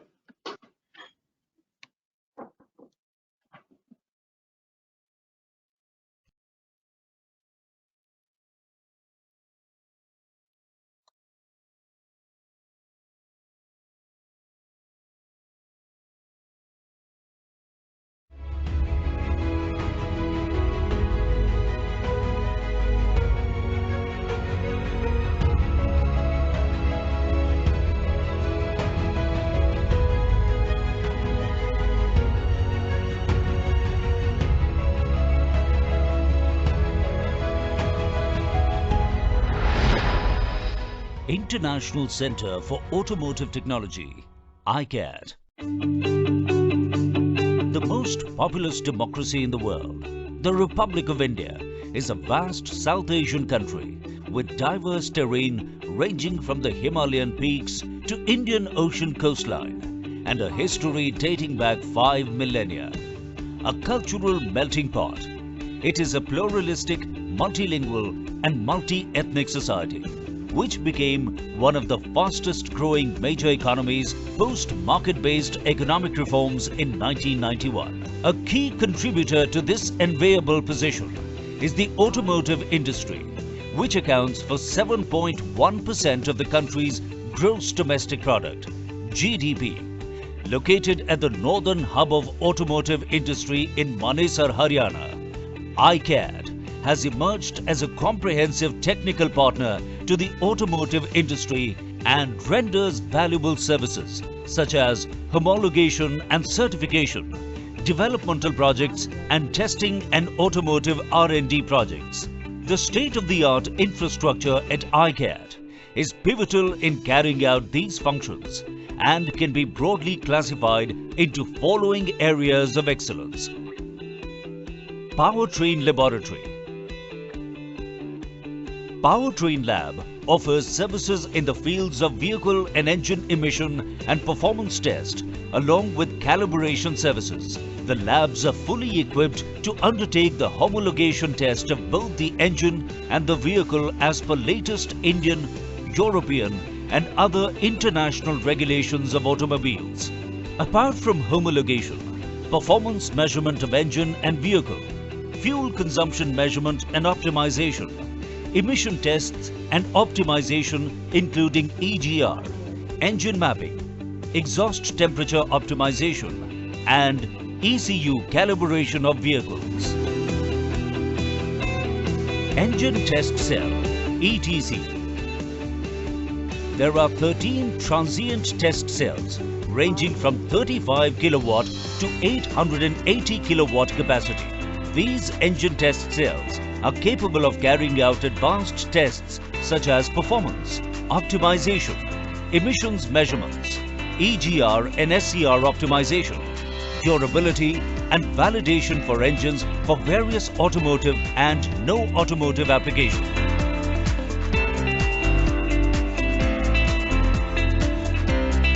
Vehicle Test Cell, VTC. There are 6 emissions vehicle chassis dynamometers and 3 mileage chassis dynamometers capable of testing vehicles up to 5,000 kg GVW. Each test cell is equipped to test and check various emission parameters such as hydrocarbon, carbon monoxide, carbon dioxide, nitrogen oxides and particulates as per BS6 and Euro 6 norms and durability and validation. The lab is also equipped for an on-road emission performance. Vehicle Evaluation Lab, VEL. Vehicle Evaluation Lab undertakes key tests including coast down, brake performance, maximum speed, fuel consumption, acceleration and performance, drivability trials, tire noise testing, endurance and durability tests, ABS test, etc. as per the specific needs of the customer on test tracks. Component Certification Lab, CCL. Component Certification Lab, CCL provides services related to certification and homologation of automotive components. As per Central Motor Vehicle Rules, CMVR, the lab undertakes developmental testing, environmental testing, vibration testing, hot and cold chamber, weatherometer, ozone chamber, salt spray chamber, walk-in chamber, etc. for all components for on-road and off-road vehicles. Photometry Lab. Photometry Lab at ICAT is the state-of-the-art facility and one of the finest in the world. Fundamental research is carried out on LED measurement methods, spectroradiometric measurements techniques, visibility and glare, headlamp aiming, conspicuity, telematics, etc. Not only does the lab cater to automotive lighting, but also provides testing and development services to non-automotive applications, which includes domestic lighting and aviation lighting. Materials Lab. Multiple facilities available here in Materials Lab include mechanical testing of rubbers and plastics, coolant test facility, chemical testing of polymers, flammability testing of upholstery, carpet materials as well as inner components, wiring harness for kits used in automotive 2, 3 and 4-wheelers, etc. Fatigue Lab. In order to ascertain the life of products, extensive tests are undertaken by OEMs and their vendors. These tests include durability and integrity assessment of vehicles, systems and subsystems under various driving and environmental conditions. Fatigue Lab in ICAT has state-of-the-art facility wherein you can bring in road to the lab evaluation, multi-axis simulation tables, X-posters and various actuators in various simulated environmental conditions make this possible. Electromagnetic Compatibility Lab, EMC. The application of electronics has significantly increased in automobiles over last few decades. In view of this, the electromagnetic compatibility compliance has become of paramount importance both at the device as well as vehicle level. Passive Safety Lab simulates various crash scenarios. This is to ensure occupant and pedestrian protection in the event when a vehicle encounters a crash and the ability of the vehicle structure to absorb the energy of the impact. Some of the services offered are frontal impact crash test, side impact crash test, side pole impact, rear impact test, static rollover, pedestrian protection testing, etc. A notable point is that ICAT was the first organization to set up pedestrian safety lab in India. Tire Test Lab. Tire, being crucial for the road safety, comfort and fuel economy of the vehicle, needs to undergo a comprehensive and rigorous testing to evaluate and ensure its adequate performance. Both performance and rolling resistance evaluation of tires for various category of vehicles is undertaken in this lab. Noise, Vibration and Harshness Lab. A Center of Excellence on Noise, Vibration and Harshness, NVH, is the first of its kind of facility in India to offer services for development of vehicles and components, testing and validation. The lab is equipped with the semi-anechoic chambers with chassis dynamometers and state-of-the-art equipment and instrumentation. Automotive Electronics and Electrical Lab. The AEEL at ICAT is one of the most important labs considering the rapid increase in the use of electrical and electronics in the vehicles. The major facilities available at AEEL are related to electrical measurements, ECU validation, environmental testing, altitude testing, dust and water ingress testing, thermal shock, vibration and shock testing, weather resistance, battery cyclers and motor test benches, etc. CAD-CAE Lab. CAD-CAE Lab helps in design and development of vehicle and its component. Here, components and vehicles are not only tested virtually, but also studied for modification and optimization if required.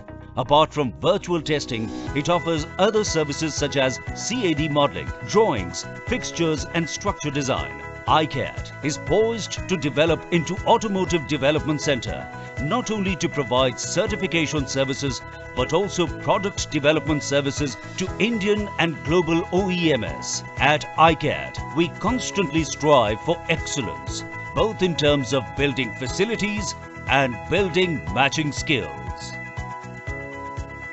International Center for Automotive Technology, ICAT.